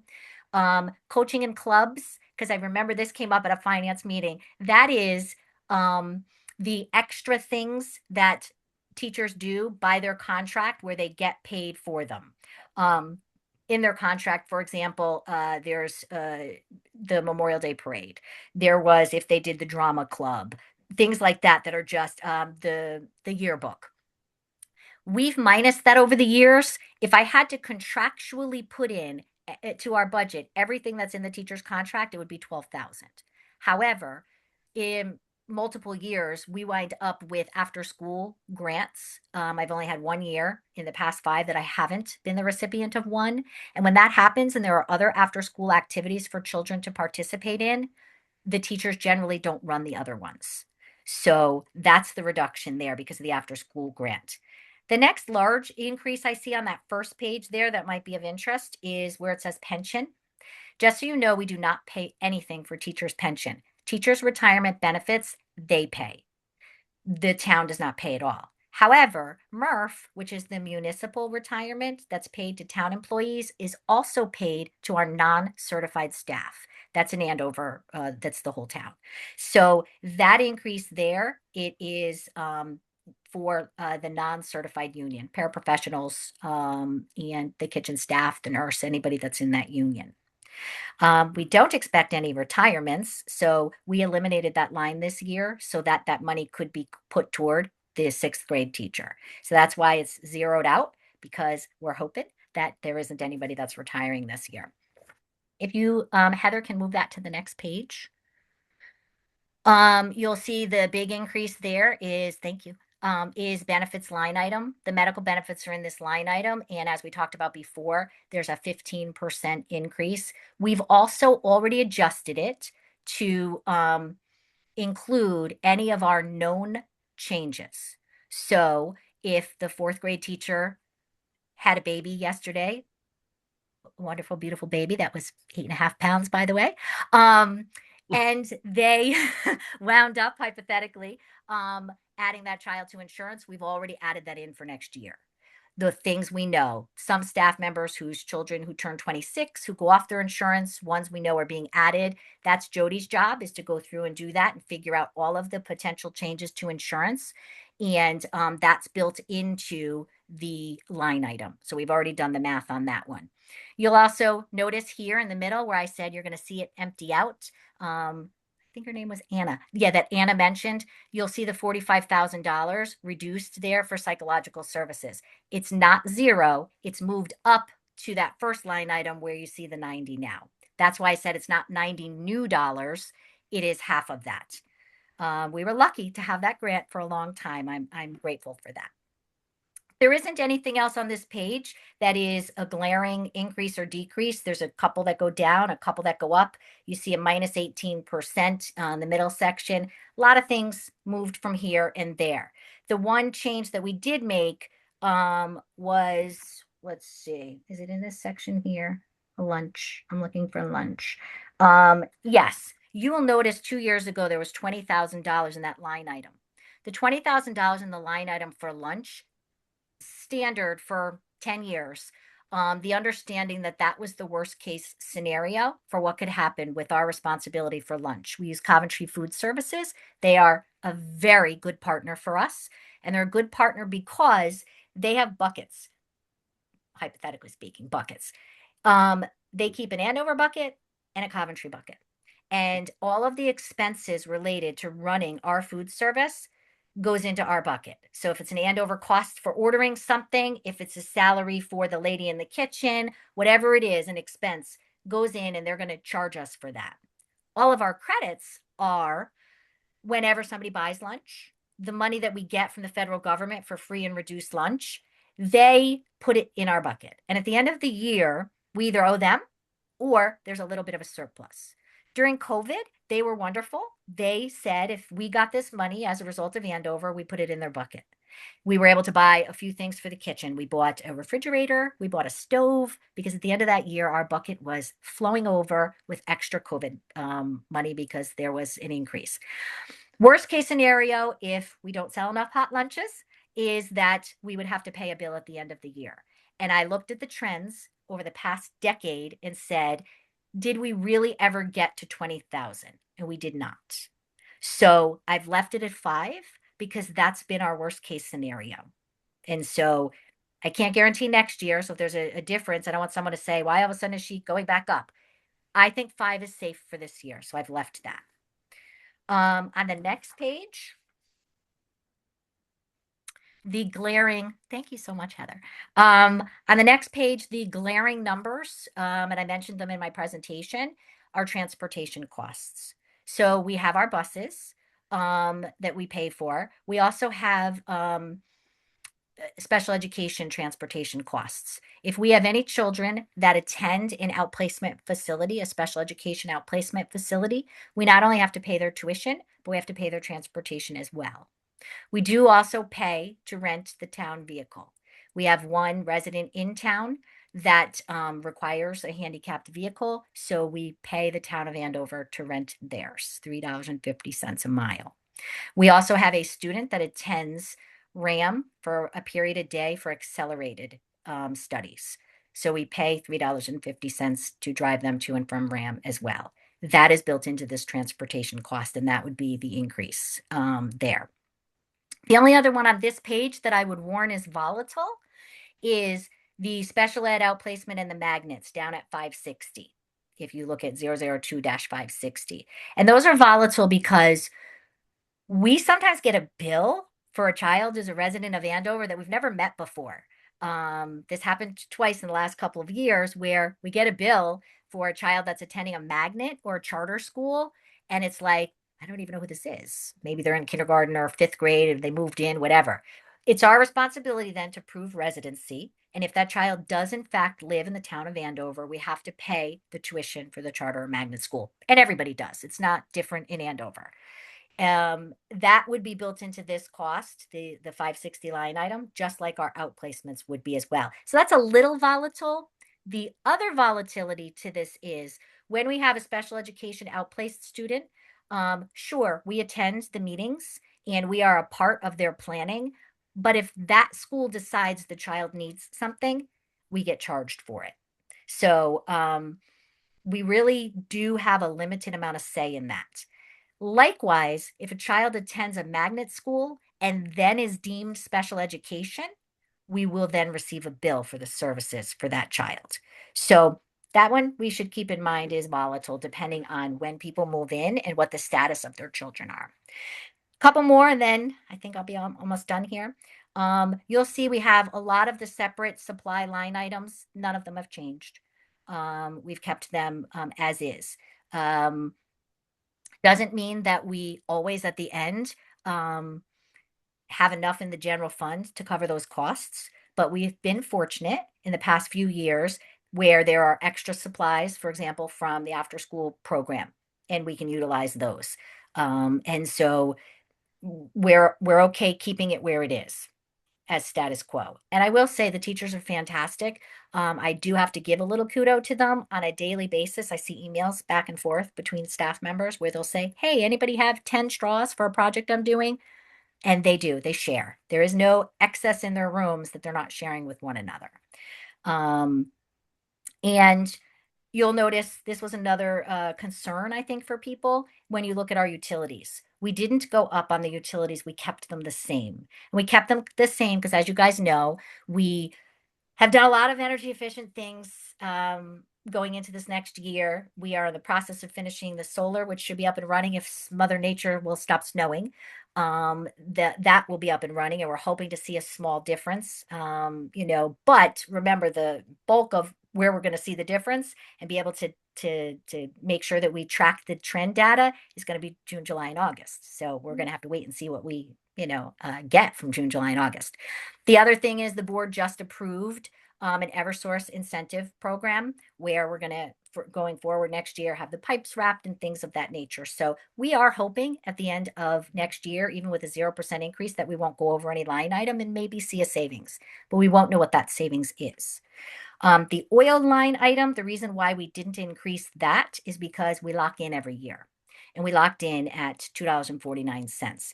And seeing what's in the news now, I'm very glad we did lock in at $2.49 so that we don't have to worry about volatility there. And then the last page just shows you at the bottom how we wound up with the $499,991. So that's the quick version. If you wanted to see anything a little bit more detailed, as Caitlin said at the beginning, we definitely do have a fair number of our meetings that are all posted that people could turn to. Robert? I am here. Thank you. Board members, questions. Let's do this. First of all, thank you, Valerie. That's an excellent explanation. You're welcome, Bill. Well, thank you. I had a question. This is Heather. Go ahead, Heather. The benefits, Mhm. which I no doubt are going up 15 to 18%. I work in insurance, so I don't question that at all. That's everybody, including preschool teachers that have benefits? So it's everybody that signs up. works here, yes, that signs up would be in there. Okay, If they take it, not every employee does. right. But it does include the pre-K, even though, so everything else for pre-K is covered under their thing, but not the under their budget, but not the benefit. If they take it, then it would be. And Heather, the point with that we've discussed before is what we don't do is remove the other items from pre-K that would need to be in the town's budget. Let me explain. There are special education mandatory services that are required for our preschoolers. I'm going to speak hypothetically so that no one thinks I'm talking about one particular case. If there is a pre-K student that has a one-to-one paraprofessional, that 9th salary is not in preschool. It should be in the general fund. That should be where it is. That's what it should be. That's not the case. Right now, we have not separated out what is the town's mandatory responsibility when it comes to preschool and say, let's create a line item in the budget for what our mandatory expenses would be if we didn't have any other rooms, no tuition, no anything. So we don't nickel and dime back and forth in that case, because when we looked at those numbers, they would even out. Does that make sense, Heather? Yep, thank you. Okay. So someone once asked me that. Well, if you didn't have preschool, we wouldn't have. Nope. If we didn't have preschool, those mandatory required services for those kids would actually cost us $300,000 in the budget, because we would have to provide services to those special education kids and put it in the general fund, and special education students don't pay tuition. So we would have no revenue coming in, but we'd be providing services to those special ed kids. So I would actually have to put $300,000 in the budget. And so this works out better. That makes sense, but I thought of another question. You were saying that how do we determine what the pre-K, how do you determine what you charge for pre-K? Or is it a set, like by the state or something? So that's district by district. Our tuition, I actually have a list someplace and I'll give it to you year by year. Our tuition right now is set at 6,000. And for the time that I've been here, it's been 6,000. And that's because our reimbursement through what used to be called school readiness, which is now called early start, is 6,000 a kid. So that's our number that we use for that figure. Then what happens to, and we have a certain number of slots for that grant, and we have a certain number of slots for Smart Start. So we have 2 grants. Those 2 grants combined with the tuition that comes in is $440,000. And that's why the 8 salaries are paid with the $440,000. But to qualify for one of those grant slots, they have to meet a criteria currently. For tuition, we do also get Andover residents from time to time that when they fill out their applications, they qualify for a reduction in tuition. That by law we have to do, and we would reduce their tuition. So every single child does not pay the same amount if there is financial need or if there's special education, because the law does say if there's special education, they don't pay for the service time. I'm trying to be careful just not to say things that I'm not supposed to say, like about a specific case. So in 2027, when the law changes, what will happen is they will set the tuition rate. Anybody under $100,000 will be free. It's called universal preschool. Any family over $100,000 will have to pay 7%. That's what the district will be allowed to charge, is 7%. They're thinking of going up to 8. So in 2027, the whole conversation will be moot anyways. Heather, one of the things I want us to be set up for is they're kind of almost building this plane as they fly it. Unfortunately, all of these changes, I've been to 3 meetings a month on this whole school year. They're talking about incentive money for districts if, for example, they don't have a tuition rate currently over 6,000. They're talking about incentive rates if the empty seats are filled with out-of-towners who would come with that universal money, by the way, like a voucher, so to speak, because there's a desert in northeastern Connecticut here of availability of early programs. So we're watching that. I know that there are people that say, well, why don't you just charge more in tuition? But that's not in the general fund. So that extra money there, sure, there are other preschool related expenses that could be put there. But in a year, if we're not careful, we would lose the early start funding and the smart start funding if we change our requirements and then we don't meet the criteria necessary to keep funding. Anybody else? I have a question, Valerie. Sure. On the first page of the budget, it goes through the salaries. And you had mentioned that most of them are like around 3% based on contracts. And I noticed that your salary is requesting like a 11% increase. Can you speak to that? Sure. The Board of Education, we did my contract 2 meetings ago, 3 meetings ago. They will visit it again because we realized that the vote on that was not on the recording. And so they will have to do that again. In my contract, I am the lowest paid superintendent. I am. And so when we were renegotiating the contract, there was a conversation with the board about it being not where it should be. We did look at contracts in about 15 other towns to see what the average, when I say per day, I don't mean like March 3rd. I mean, if a superintendent is a 5-day-a-week superintendent, each one of those days qualifies as a 0.2.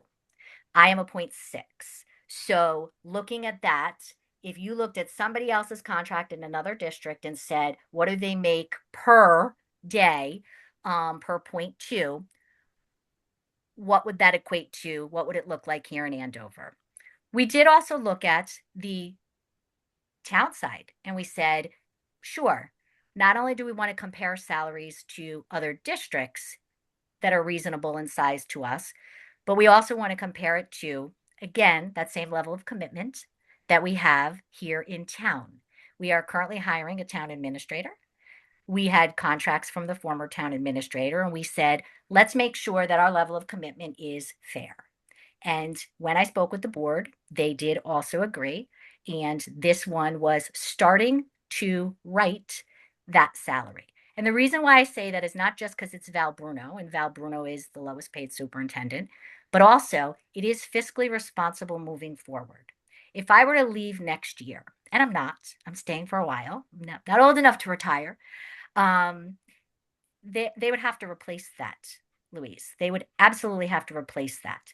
And to be able to replace it, they have to have a salary that's not thousands of dollars off from what the average salary is. You know, we're hiring a town administrator now.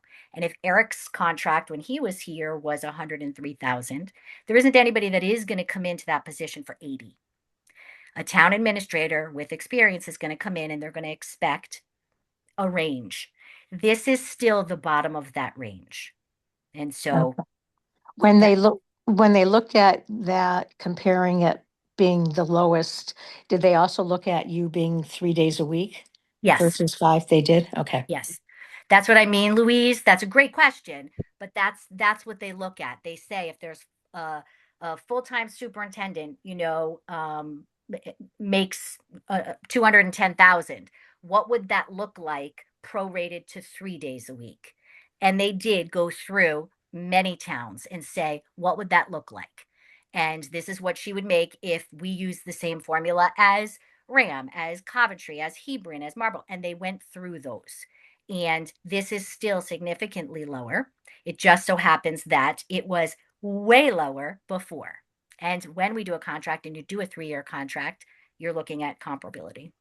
Robert? That was my next question, Val. This is a 3-year deal. So yes. Your last contract was what, 22 to 25? No, it hasn't expired yet. The contract that I'm in right now, that 90, that expires June 30th. 23 to 26 then. Right. Okay. But because we had talked about, myself and the board, the next time we did a contract, trying to not make it equal to the other districts, but trying to kind of bridge that gap a little bit. That's why we really had to talk about it in October, because what if the 7 board members, their idea of bridging the gap wasn't the same? And so we had to talk about that doing the budget, because we had to know, was it going to be 100, 110? What was it going to be? And so it was important to me that we do that prior to this budget so that I knew what the 7 members felt comfortable approving to start bridging that gap. Okay. Any other questions? Is that comparison between salaries and towns? I'm sorry, who's speaking? This is Anna. Is that comparison? Rob? I'm sorry. Hang on a minute. So public speak, I mean, with respect, I can ask one of the members to ask then. That's fine. Yeah, that's no worries. And we can put it in chat or maybe, or what have you. We don't have a vehicle for, doing. Rob, can I ask? Yeah, go ahead, Was Kim. that comparison made public? Do we all know? No, Because I can give you those numbers publicly.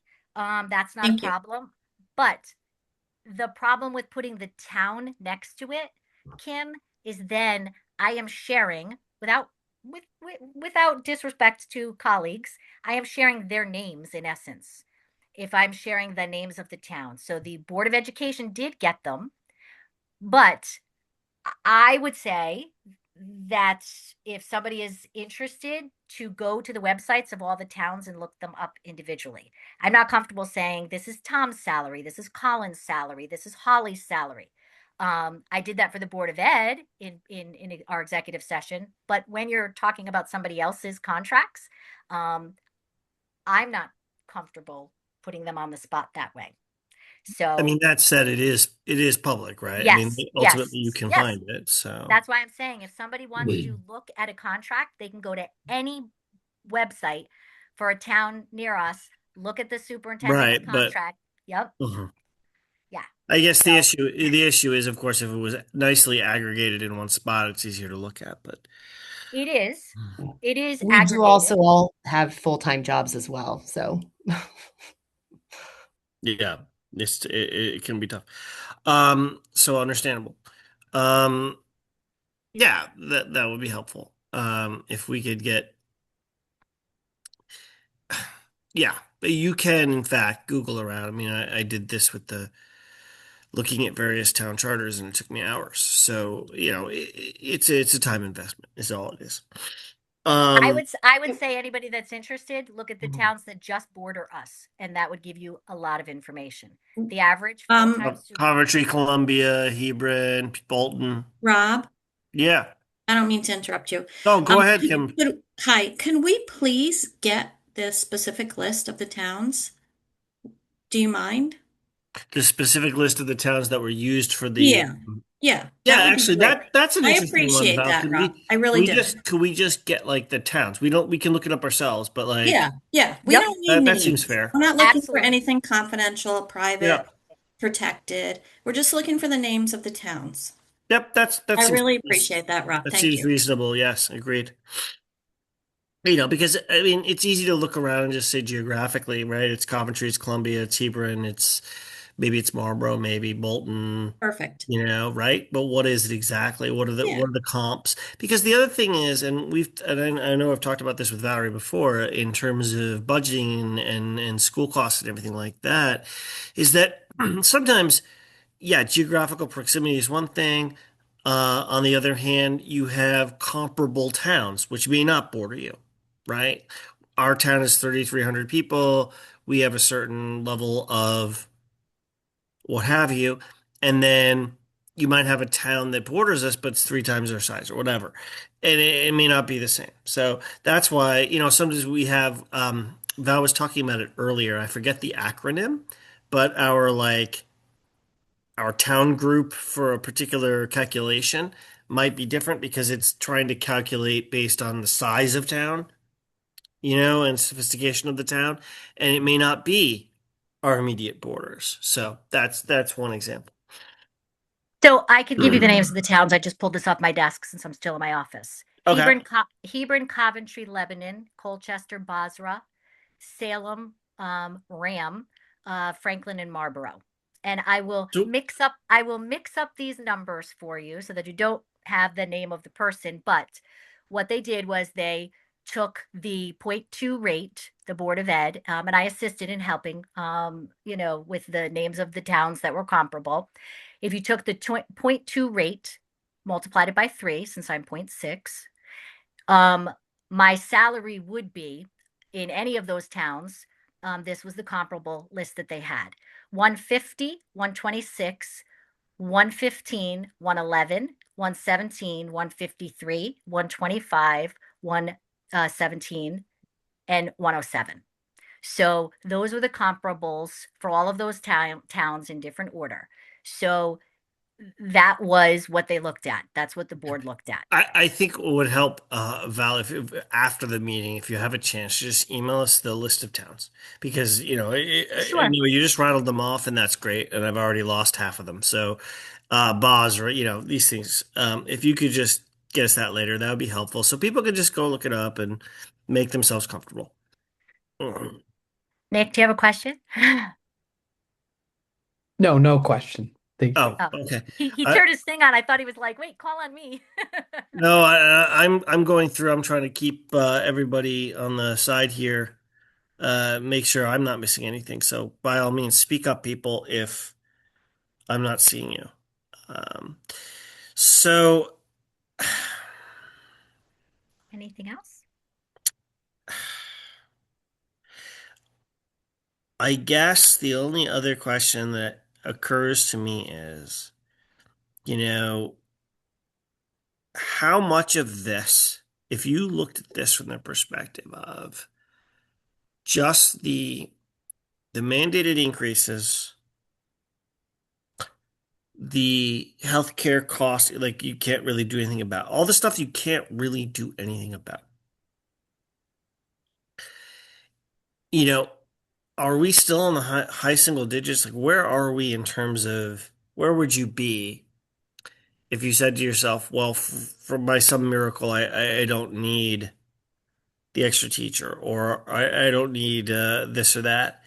Is there anything in here? And also, and the other question I guess I would have is, and I think people know about this, you may be able to tap into, at least for 1 year,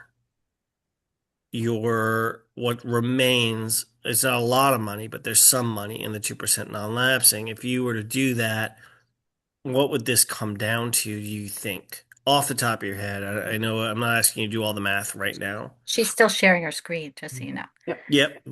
Okay, because I know she's typing something in. I don't want her to No, I knew. Okay. I just wanted to make sure that you didn't Google search something there, Heather, and you went, I didn't know they could see that. Just giving you a heads up. So here's the thing, Rob. Those of you who have watched my budgets for 6 years know that I don't do a budget like some superintendents do, where I say in the end, I could cut that. I'm just going to put it in so that it's cuttable. I don't believe in that personally. So if you're saying what expenditures are in here, do you not need? None of them. There are none. Because I know, even that 6th grade teacher, like it or not, if someone says, we think you should just leave 26 kids in there, I will need a paraprofessional then, which means that class, that teacher's salary turns into a para's salary. So I still need it.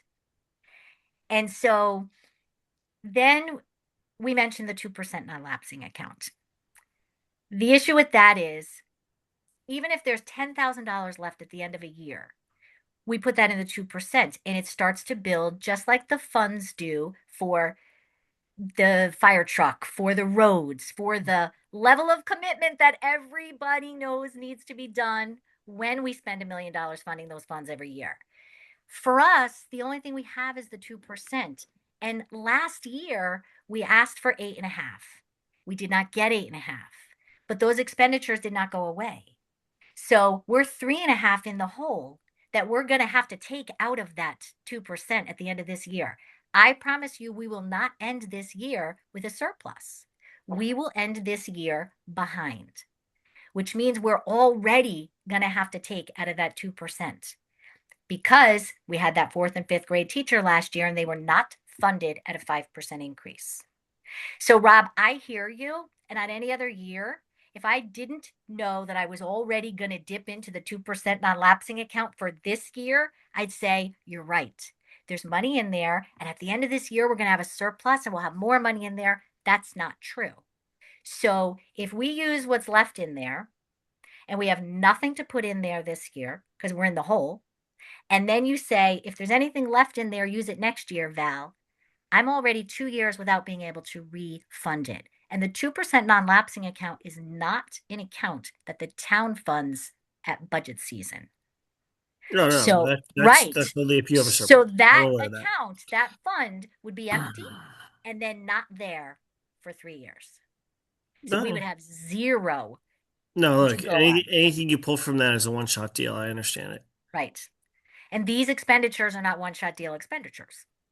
So it'd be different if I was saying to you, well, what I have in here, Rob, is a one-shot deal where I need this one thing for a kid that's in 6th grade and we've got to buy a $50,000 wheelchair for them and to use for a year. Well, that would be a 1-year expense. None of these are 1-year expenses. That's why I say we started the year 3.5 in the hole, because having to hire the 4th and 5th grade teacher last year was not a one-shot deal. They're now in the budget. So that's why it's a tough year. And I know that. But these are not one-shot deal expenditures. And they're required expenditures. There isn't anything in here. I would have already taken it out. There isn't anything in here that I could say we can live without that. We've already pulled out those things. May I ask a question? Go Yes, ahead. please. It's Louise again. Okay, with the solar panels, when the company sold those to you, did they anticipate some sort of they generally do, anticipate some sort of a savings for you coming up each year? Yes, Louise, great question. I don't know if you remember from our meeting, and they didn't sell them to us. Remember, we're doing that Oh. Eversource program, so there's no Yes. charge for them in our budget. Okay. So they originally had anticipated we'd have about a $32,000 savings. And then if you remember right, Louise, the town decided that we were not going to utilize the same number of solar panels because there was a question about whether or not in the future one of the roofs would potentially need to have work on it. So we reduced those solar panels in half. And now the estimation is potentially 7,000 to 8,000.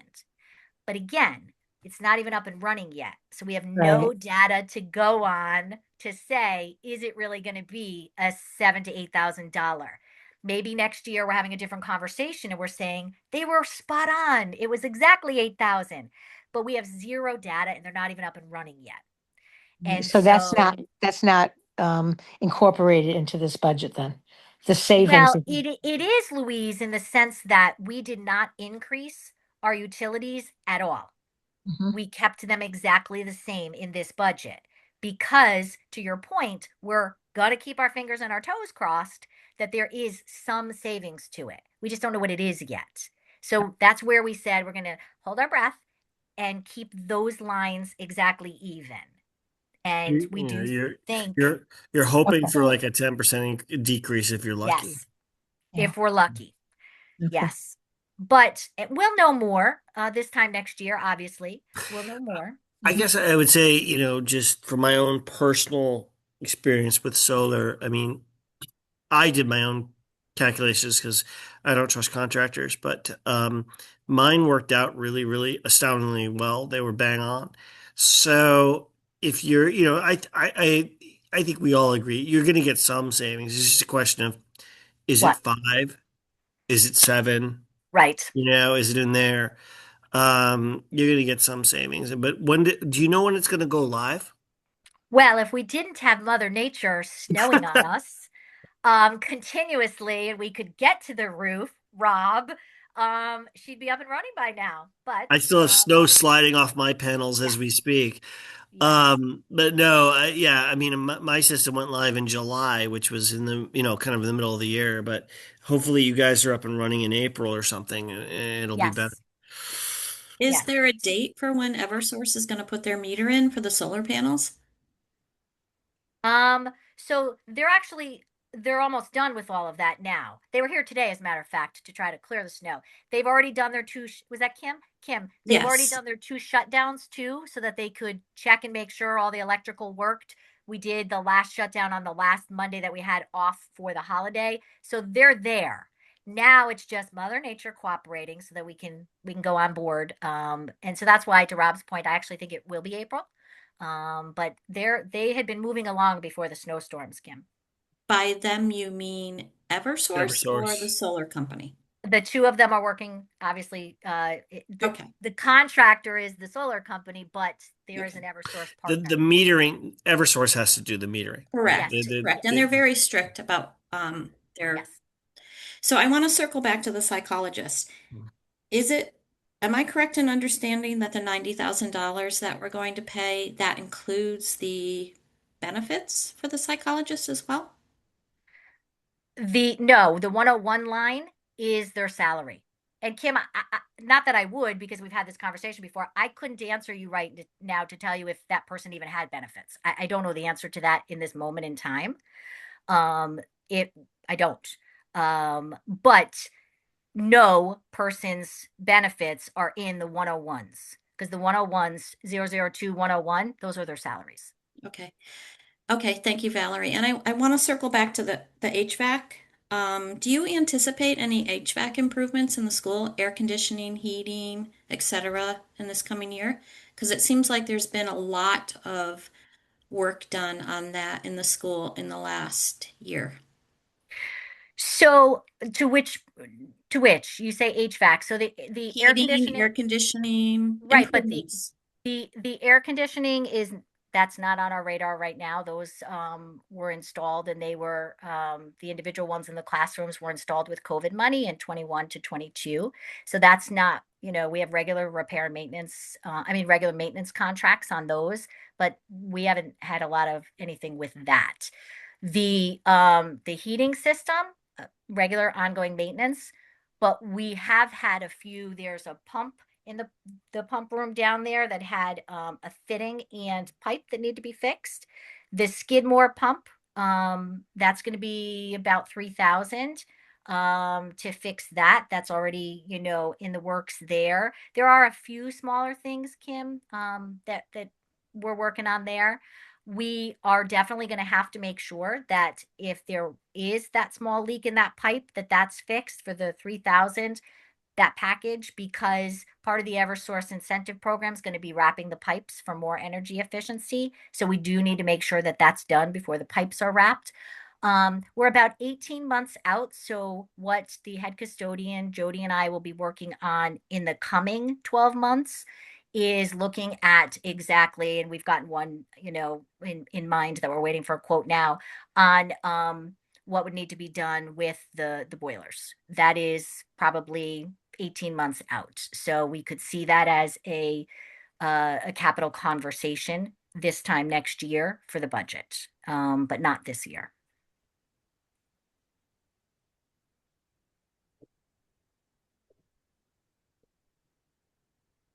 Rob? Oh, I'm just seeing if anybody else on the board has further questions. I just have one more quick question. Go ahead, Jen. How many staff do you have at the school right now? Well, that one you're throwing me. So we have just under 50.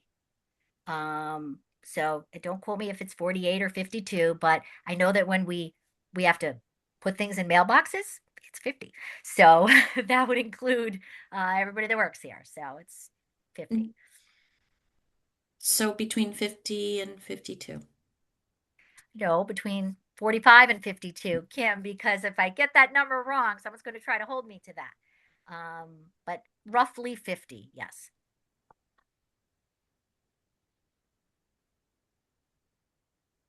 All right. I had a quick question, I think. Go right ahead, Heather. It's Heather. Is there, and this might just because I'm new on this board, is there a place to see like all the, I guess, the revenue, like the grants that we've had or the Board of Ed has had, but now doesn't have, or just kind of something, a summary? So the Board of Finance receives, and then it's also attached to our monthly financials for the Board of Education. They see the grants that we have. Is that in that, sorry, that's that monthly summary that we get on the Board of Finance meeting? Okay. Yes.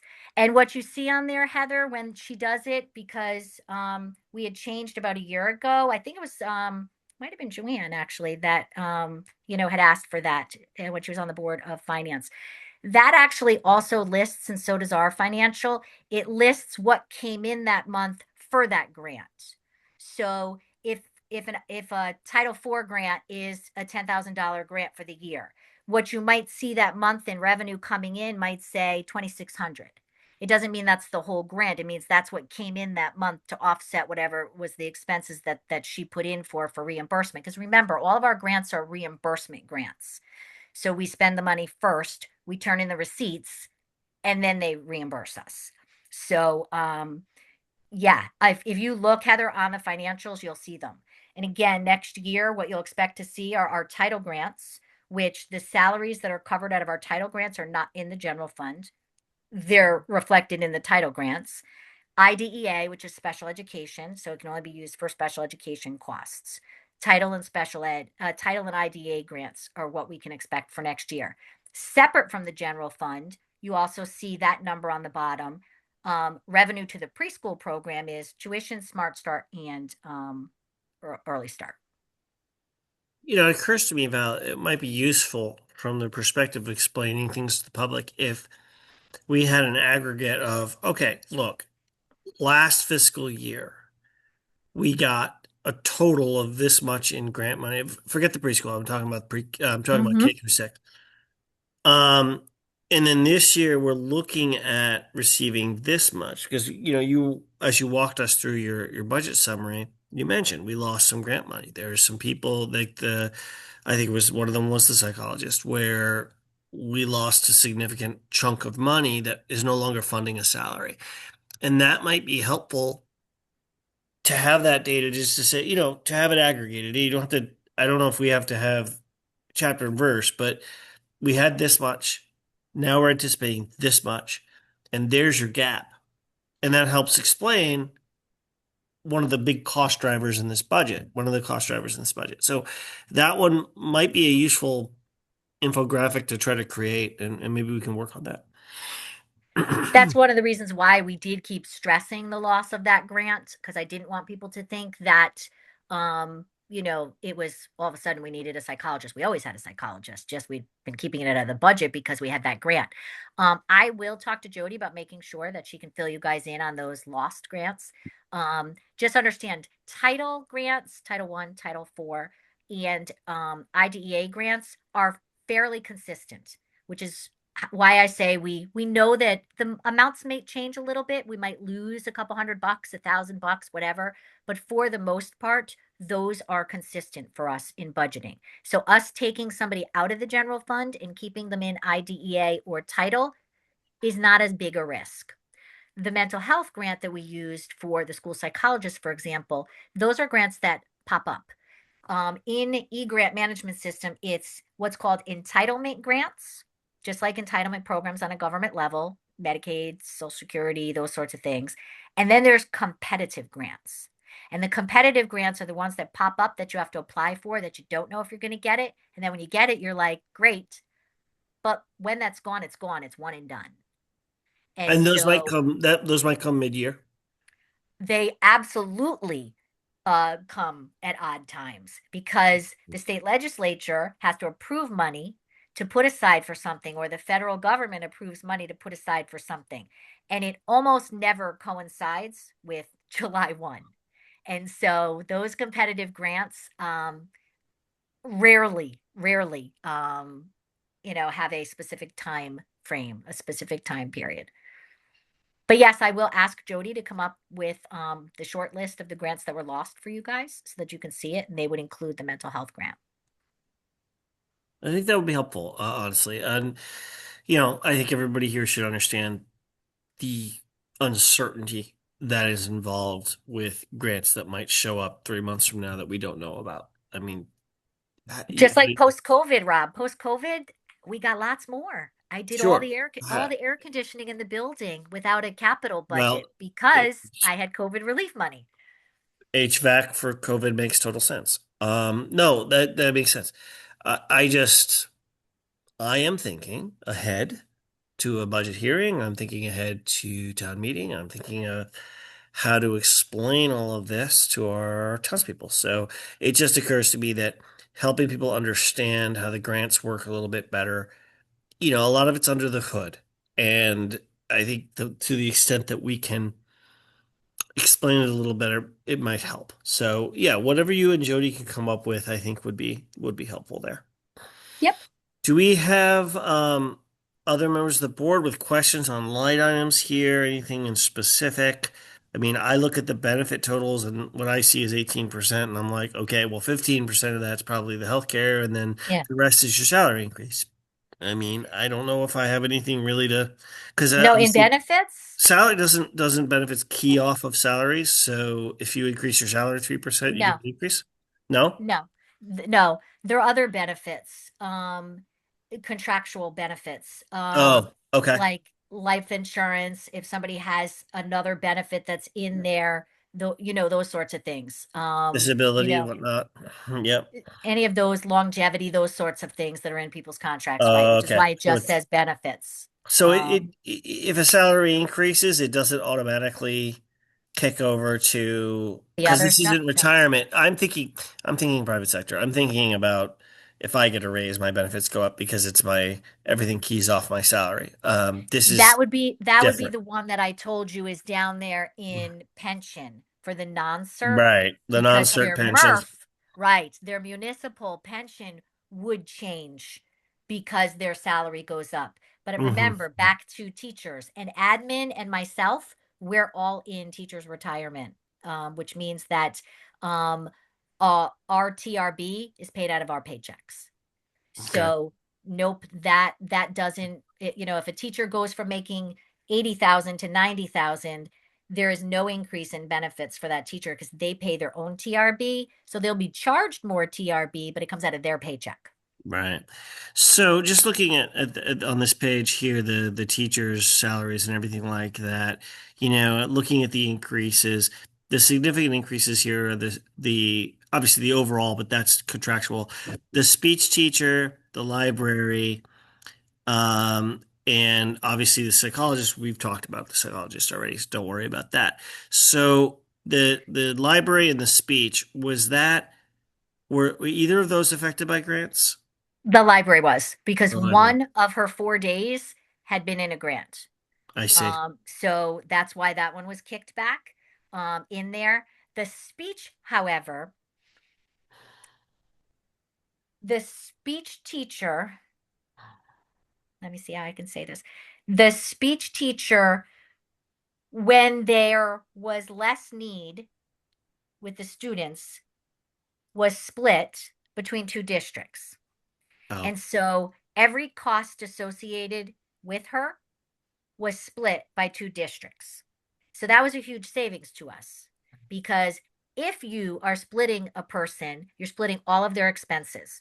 If they take insurance, you're splitting that as well. We've been kind of milking the schedule in terms of, we knew we had too many days that we needed, but we weren't quite at full time in the past before. And so our split went from 50-50, which was 2.5 days and 2.5 days, to then 3 days here. Like, we've been inching that up, Rob, as the mhm. need goes up. Because the other thing we do with our special education population is I work with the special ed director, and pre putting out this budget, we go through everything. How many kids require speech services per their IEP? How many hours do they require? How many direct service hours and non-direct PPTs, meetings like that? So you need a speech teacher, how many hours a week? And then we move to OT and PT and mandated hours for the psychologist. We do all of that when we're putting together a budget to make sure that all the students' needs. Now, anybody who has had a child that was special ed or worked in the special ed field like me, that gets thrown into the wind sometimes during the year, because when you have a meeting on a special education student, it could go well and someone could say, oh, they actually don't need 5 hours anymore a month. They're going to need 3. Or it could go the other way, where they say, we now need 5 hours a month and it used to be 3. So there is volatility in those lines as well. But for the most part, based on the information that we have when putting this budget together, based on the number of special education students, these are real needs. The short answer is you're taking your speech up from 2.5 to 3, right? No, they were already at 3 this year. Oh, okay. And they are moving up. Oh, okay. So Even further. yes. Okay. And so that's an issue. Again, something that we put off for as long as possible. Definitely. That had been reduced, I believe in 2018. They had reduced it back then a little bit, and then a little bit more in 2020. when we had less students, and it's just been climbing up as the number of students I'm increase. sure Yeah. post-COVID you need speech help. Yep, that makes sense. Yeah. Okay, Rob, I have two more quick questions. Sorry. go ahead, Kim. Please Okay. go right ahead. Valerie, do we have any out-of-town children in our K through 6 school? This school year, yes. Okay, and are they hang on, paying the agreed tuition that is in your policies? They have an agreement to pay the agreed upon tuition at the start of this school year. They won't be out of town for the whole rest of this school year, which is why next year they will not be considered an out of town. They will be considered an in town. Okay, so they're not paying the agreed upon tuition. That's not what I said. I guess my next No, that's not question what she is, said. That's not what I said. I'm not sure. Okay. My next question. When you Wait. That's What not is what the I agreed said. upon tuition? Well, there's for a K through certain amount 6? of money that we Andover charges for kids who come from out of town. Correct. Okay. Is this, we're talking K through 6 here? Yeah, K Yes, through we 6 are. kids. So this is like the conversation we had with Colin about, Columbia kids paying 15,000, or rather Columbia paying 15,000 a kid to go to RAM. Okay. Yeah, Yes. sure. And Yes. Rob, perfect example. If that child, I'm going to use your example because I don't want us to get personal. If that child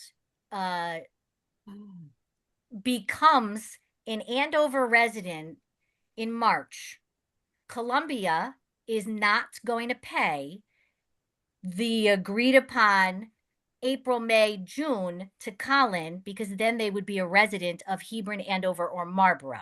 Follow me? The money that's being paid is because they are a Columbia resident. If they were a full-fledged RAM student, there would be no tuition. Because they pay their town taxes. Correct. Okay. Gotcha. So the idea would be that if we have people right now that are in the process of moving into Andover. It happens, or yes, it happens all the time. I can tell you 3 years ago, Right. we had a preschooler that paid out of town, who paid tuition. They were out of town. And they then paid tuition for September, October, November, and December until a house was purchased. And then they stopped paying kindergarten tuition because they became an Andover resident. So yes, that happens all the time. Okay. We So currently only have one family that falls under that category. Right. And so that idea is basically a transitional phase, essentially. Like, No, it's if you're do we not. ever have somebody who, for whatever reason, K through 6, the whole year they're out of towner? Like, they don't, is it all transitional like that? Or is it a situation where somebody, for whatever reason, attends the school all year like that? I mean, again, Say it hypothetically, I again. don't want you to get into any No. specifics. I think I can wanna be answer careful. it without anything private, but say it again. So if you have a situation, so we have a situation right now where we have a student or what have you that is out of town now, but we anticipate them, moving in. Nope, they would be charged to tuition until they moved in. And they get charged tuition essentially on a prorated basis, right? Until they move in. Not prorated is the wrong word, but I know what you're saying. They're pay going until to they make move partial in. payments. Yep. So has there been a situation ever where we've had a student that was out of towner and paying tuition an entire school year? Is that a thing that we even do?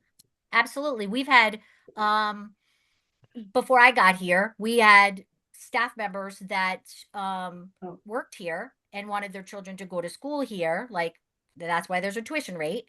And they paid for their children to go. Before I was here, they paid for their children to go here. Okay. That's every town. And that's why there has to be a Board of Ed policy that determines what that tuition rate is. I see. And that's how Colin knew. is that a flat rate, or is there an adjustment for Nope. It's a policy family rate. income or anything like Nope. that? Once a year, the board has to redetermine what that rate is by policy, but then that's it. We don't So this is along the lines of RAM deciding, okay, it's 15 grand if you want a Columbia student to come to our school. Correct. They pick that And they number. have a policy rate where you could have a Mansfield kid that'll say, you know what, I want my kid to go to RAM. And there's a policy in RAM's Board of Ed policies that say, well, we're not one of your sending schools, so the parents are going to have to pay that instead of the school district. All right. It's like going to private school. Columbia pays the 15,000 for their Columbia kids because RAM is a choice school. But if a kid in Mansfield wants to go to RAM, the family would have to pay Okay. because it's not a choice school for Mansfield. So we have a policy that says, Every school district does. okay. Correct. All right. I appreciate that answer. I just have one more quick question. So in 2023-24, we increased our pre-K program by 2 more classrooms. And I'm just curious, not on a bigger level, did we have to increase our insurance policy for the town or the school due to a much bigger group of children? That's just something that I was personally thinking of myself and would like to know. I know we probably have a massive insurance policy, but I'm just curious, how did that affect that? Because that's a lot of kids. It doesn't affect it. Okay. And I can tell you that since that time, our 4 preschools and our 2 kindergartens have the fantastic accolade of being NIAC accredited classrooms, which means that we had an even higher than OEC department come in, and those 6 classrooms were scrutinized. Our policies and procedures were scrutinized. Our handbook, our everything was scrutinized for those 6 classrooms, and we scored above 97 and 98 in those 6 classrooms. So I can tell you personally, we were very proud of that.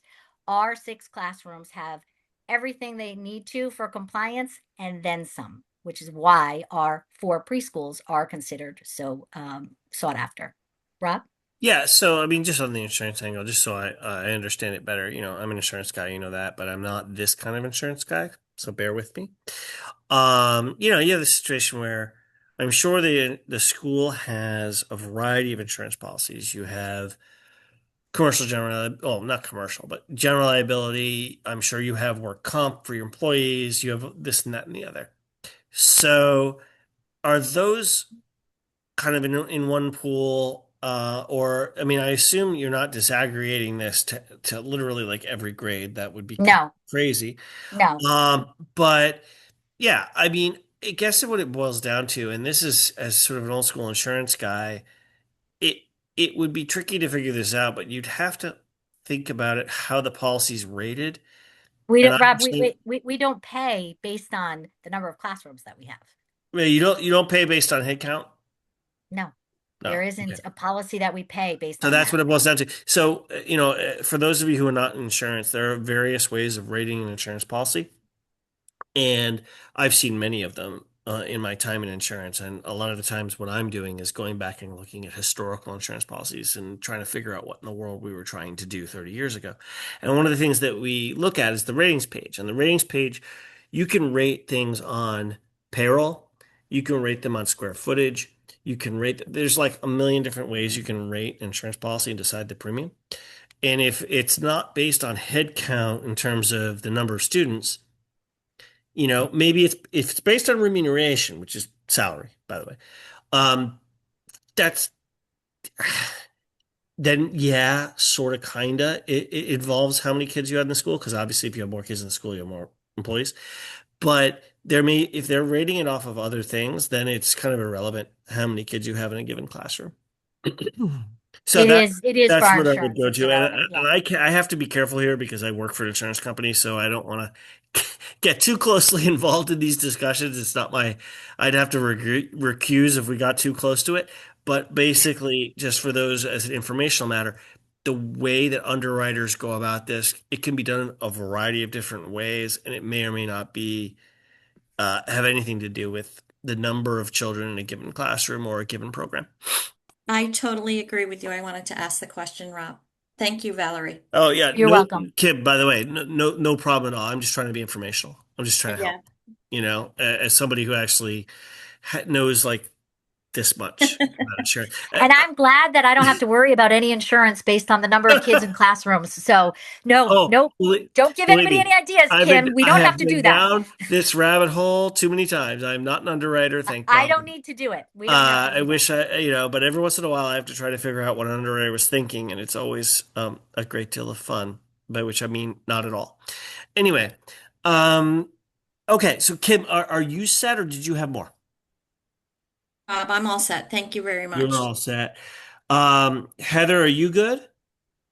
Um, I think so. I was reading back through one of the emails that we got, and I had a question about how the budget's presented. Like, are we supposed to be able to see like the actual and then what has been spent so far this year? Do you remember that email we got from someone on our board? Oh, about which columns and Yeah. and Yep. Yes, so kind of we budget we actions. adhere to the 5 columns. But the only difference is the last year's actuals aren't done yet because the audit's not done. Yeah, the tricky bit here, and I've been, and this is something that I recognize as a difficulty across the board, is that so everybody understands when we do an audit, in theory, in an ideal world, right? The fiscal year closes not January, June 30th, 2025. And between that time and the end of the year, in theory, if we had everything was firing on all cylinders, and we had all our ducks in a row, we'd have our audit done before we started the budget process. And we would know everything up to June 30th, 2025. Unfortunately, as has been the case many years in this town, we are not done. We have sometimes been a full calendar year behind. We have been chipping away at that and getting better and better, but we're not there yet. So the budget year that ends 2025, 24-25 is not audited yet. We can have ballpark figures, but we do not know, we don't have an audited figure yet for that last budget year. Not the budget year we're in now and still haven't finished, but rather the one back, which gets frustrating when you want to look back and try to figure out what's going on. It means that you don't have accurate, to the penny, information for even 7 months ago. This is something when I ask Lisa, for instance, hey, Lisa, what's going on with all our different town funds? I recognize that she's dealing with the same problem. So just so everybody understands, that's one of the constraints we're under. But I mean, we also have to try to make decisions regardless. And that's the tricky bit. We have to be able to maybe find a ballpark that we can live with and make our best guess, because at some point we have to make decisions and we may not have, I don't think that audit's going to be done tomorrow. I mean, I don't remember about when we finished last year, like the budget, the last audit.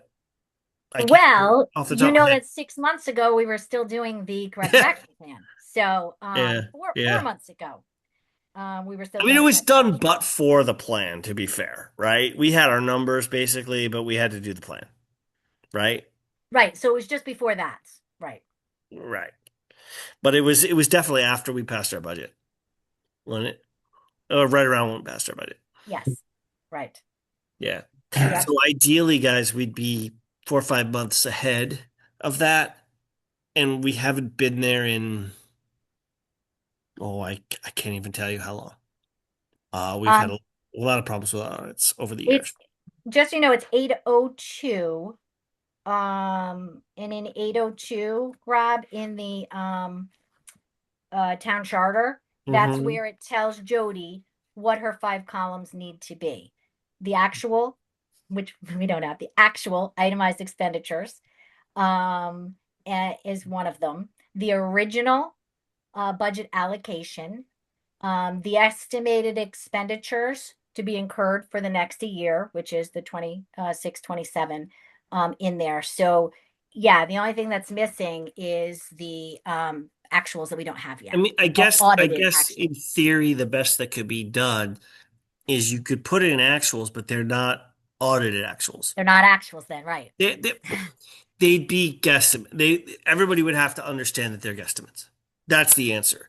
I mean, for instance, Lisa's trying to do that for us right now with our current budget year, where she's got a column in her chart, and I hope everybody understands that that's her best understanding, not an audited figure.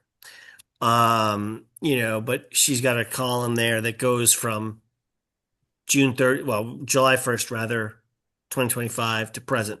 To the end of January.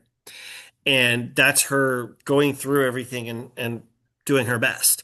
But nobody should take that as gospel truth, because the reality is until it's audited, it could be off by a little bit. Not that no disrespect to Lisa. So that I guess is the question, whether it's realistic or reasonable to ask for the unaudited info, I guess. I think that's dangerous. I mean, on a Board of Ed meeting, they can see by looking at they can go back to our June Board of Ed packet, and they will see where we ended the year out. Yeah. I think it's dangerous to put them in as, quote, actuals. They are not audited. But I would say that if somebody is interested, absolutely look at the last financials from June and look at them. They would have come at the July meeting, and that will show you where we ended. So if somebody is interested in saying, well, how much did they spend last year before the audit comes out? It's the June financials, and those are online.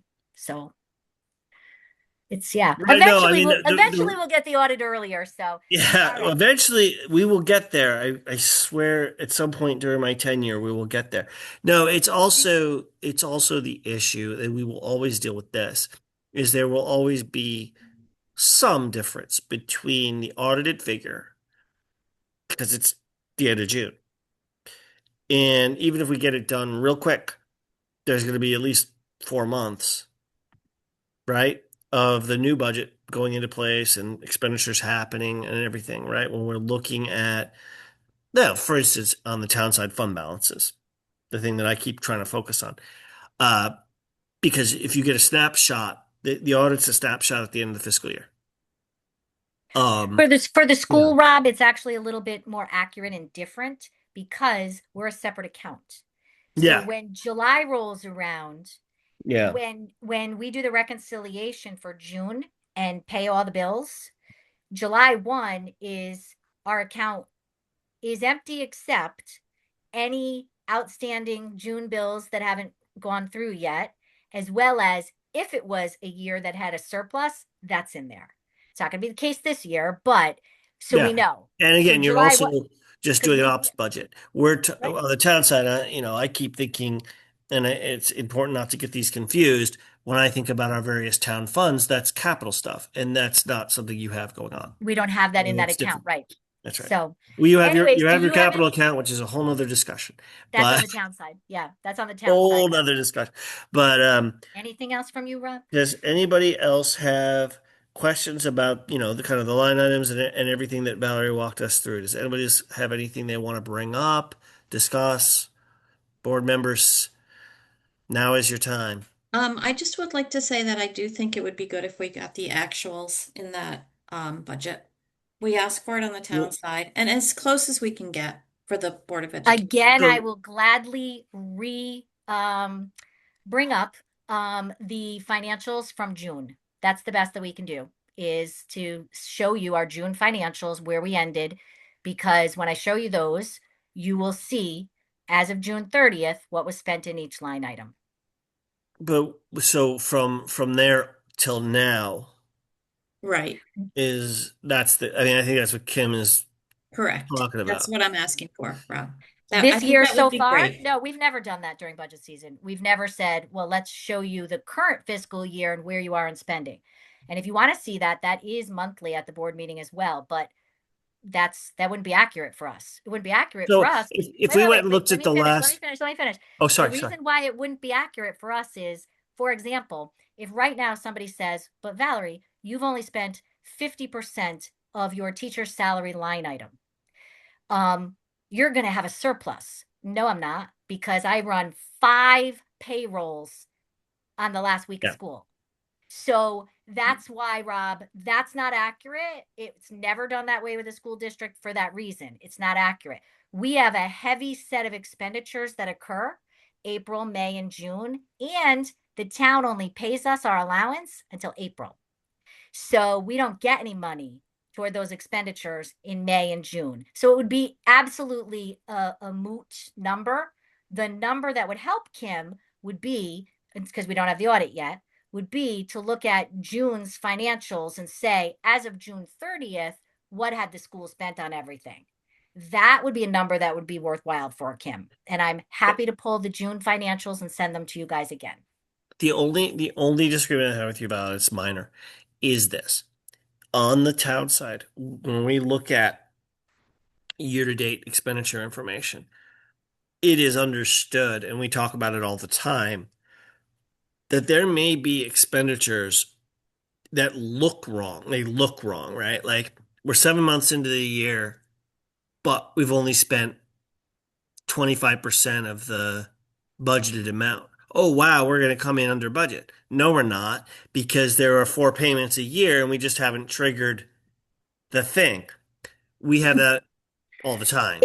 I know that, it would but be for it would the be most tricky for part, us to go through the whole set for of the most yours. part, you don't have the degree of variance of when things are paid. So for example, Yeah. if I were to say to you, Rob, in Thanksgiving, tell me what percent of your salt budget is spent, and you say 0, and I say you're gonna have a surplus. It's meaningless. No, because it's Meaningless. spent We know that. December, January, and February. That's an easy one. That's meaningless. Yes, we know that. Right. Of the majority of our expenditures that are seasonal would require us to sit here for another 4 hours and go over why that's not an accurate number. And that's why school districts don't do it, is because, like I said, we have 5 pay periods that happen from June 15th to June 30th because they get their balloon checks. We have $400,000 in salary that's distributed during the end of June. So we should be, behind the 8 ball in terms of the percentages. So like I said, I'm very happy to take June's and send that to you guys so that you can see where we ended the year. That's absolutely something that would help Kim out, but it's not accurate for us to even look at what we've spent to date this year and try to make gobble goo out of it. It's not accurate. When you do it when you talk about it at your meetings sorry, not your meeting, the Board of Ed meetings, Yep. Monthly, do you talk about it in those terms? Like in Yes. terms of, okay. So if somebody looked at I forget what your last meeting was, the end of January? Somebody looked They might not have discussed it in January. It's as it comes up. So if Mhm. somebody had a question on the financials, if Caitlin says this month when she looks at Jody's financials, hey, Jody, why are we only at 45% spent and we're halfway through the school year for salaries? Jody then would address the question. But a fair number of the Board of Ed members, because they see it every month and they've been there for years, that one's an easy one for them. They know that. Why are we going to be 100% spent on a line item on the first day of school for summer school? Because ESY is already done. Why are we going to be 100% on a line item for dues and fees? Because dues and fees are due at a certain time. So again, the audit should be done soon. But I will gladly take, again, June's financial reports and send those along to you guys. They're online. It's easy. I can get that for you. Any other questions?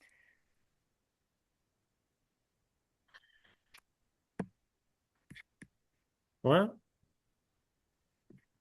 it's a tough year. I don't have further questions myself. I think I appreciate your presentation. I appreciate you answering our questions. Again, board members, if anybody else can think of anything, now is a great time. Otherwise, we will mull, we will consider, and I'm sure we'll have more to discuss at our meeting. I know we're at the same time as you guys, as the Board of Ed. Our next meeting overlaps with yours. I'm sure we'll discuss it some more then. But for now, I'm good.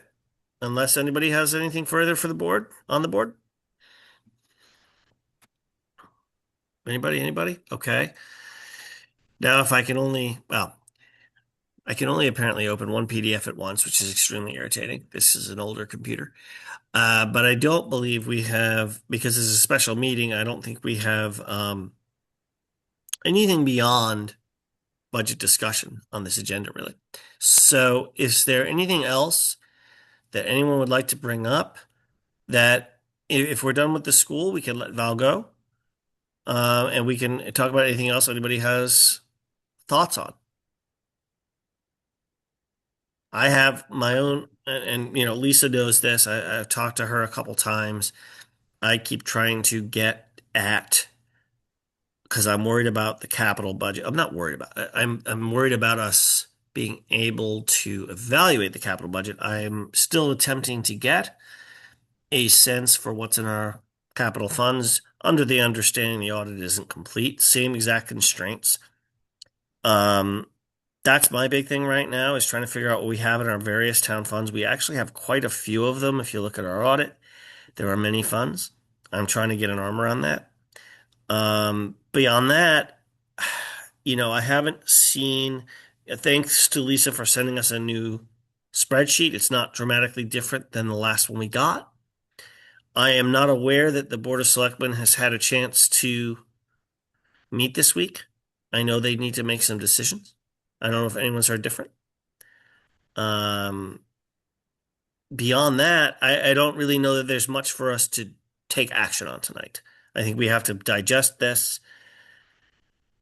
and think about also, think about the fire budget as well that was presented to us, and we'll talk about it next week. We have some other presentations coming in, but I don't have anything in particular I want to take action on tonight. Does anyone have other thoughts on the board?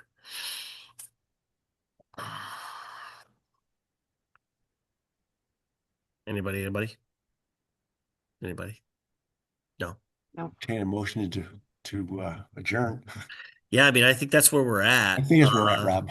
I think that's where we're at. I just want to be sure. I never want to shut anything down. Just FYI, again, we do have a couple of presentations coming in next week. I encourage everybody to try to look at. We got some emails this afternoon. You may not have all seen them from the town treasurer, to try to look at the stuff that's in there. And if you have questions, things that arise, think about that for our meeting on the 11th. That would be helpful. I haven't even had a chance to look at every one of those PDFs. So, I'm right there with you. Try to do that. In the meantime, I will continue to attempt to gather information for the board from the town side as best I can. But yes, if we would like to entertain a motion to adjourn, I'm all ears. I'll second that. Motion. Okay. All right. So Bill makes the motion. Louise seconds. All in favor? All in favor? Yay. Aye. Aye. Bye.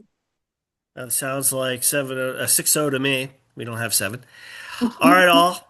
Thank you very much. I'm going to figure out how to turn off the recording and, go from there. Have a good night, everyone. Thanks, Rob. Okay, bye-bye. Bye.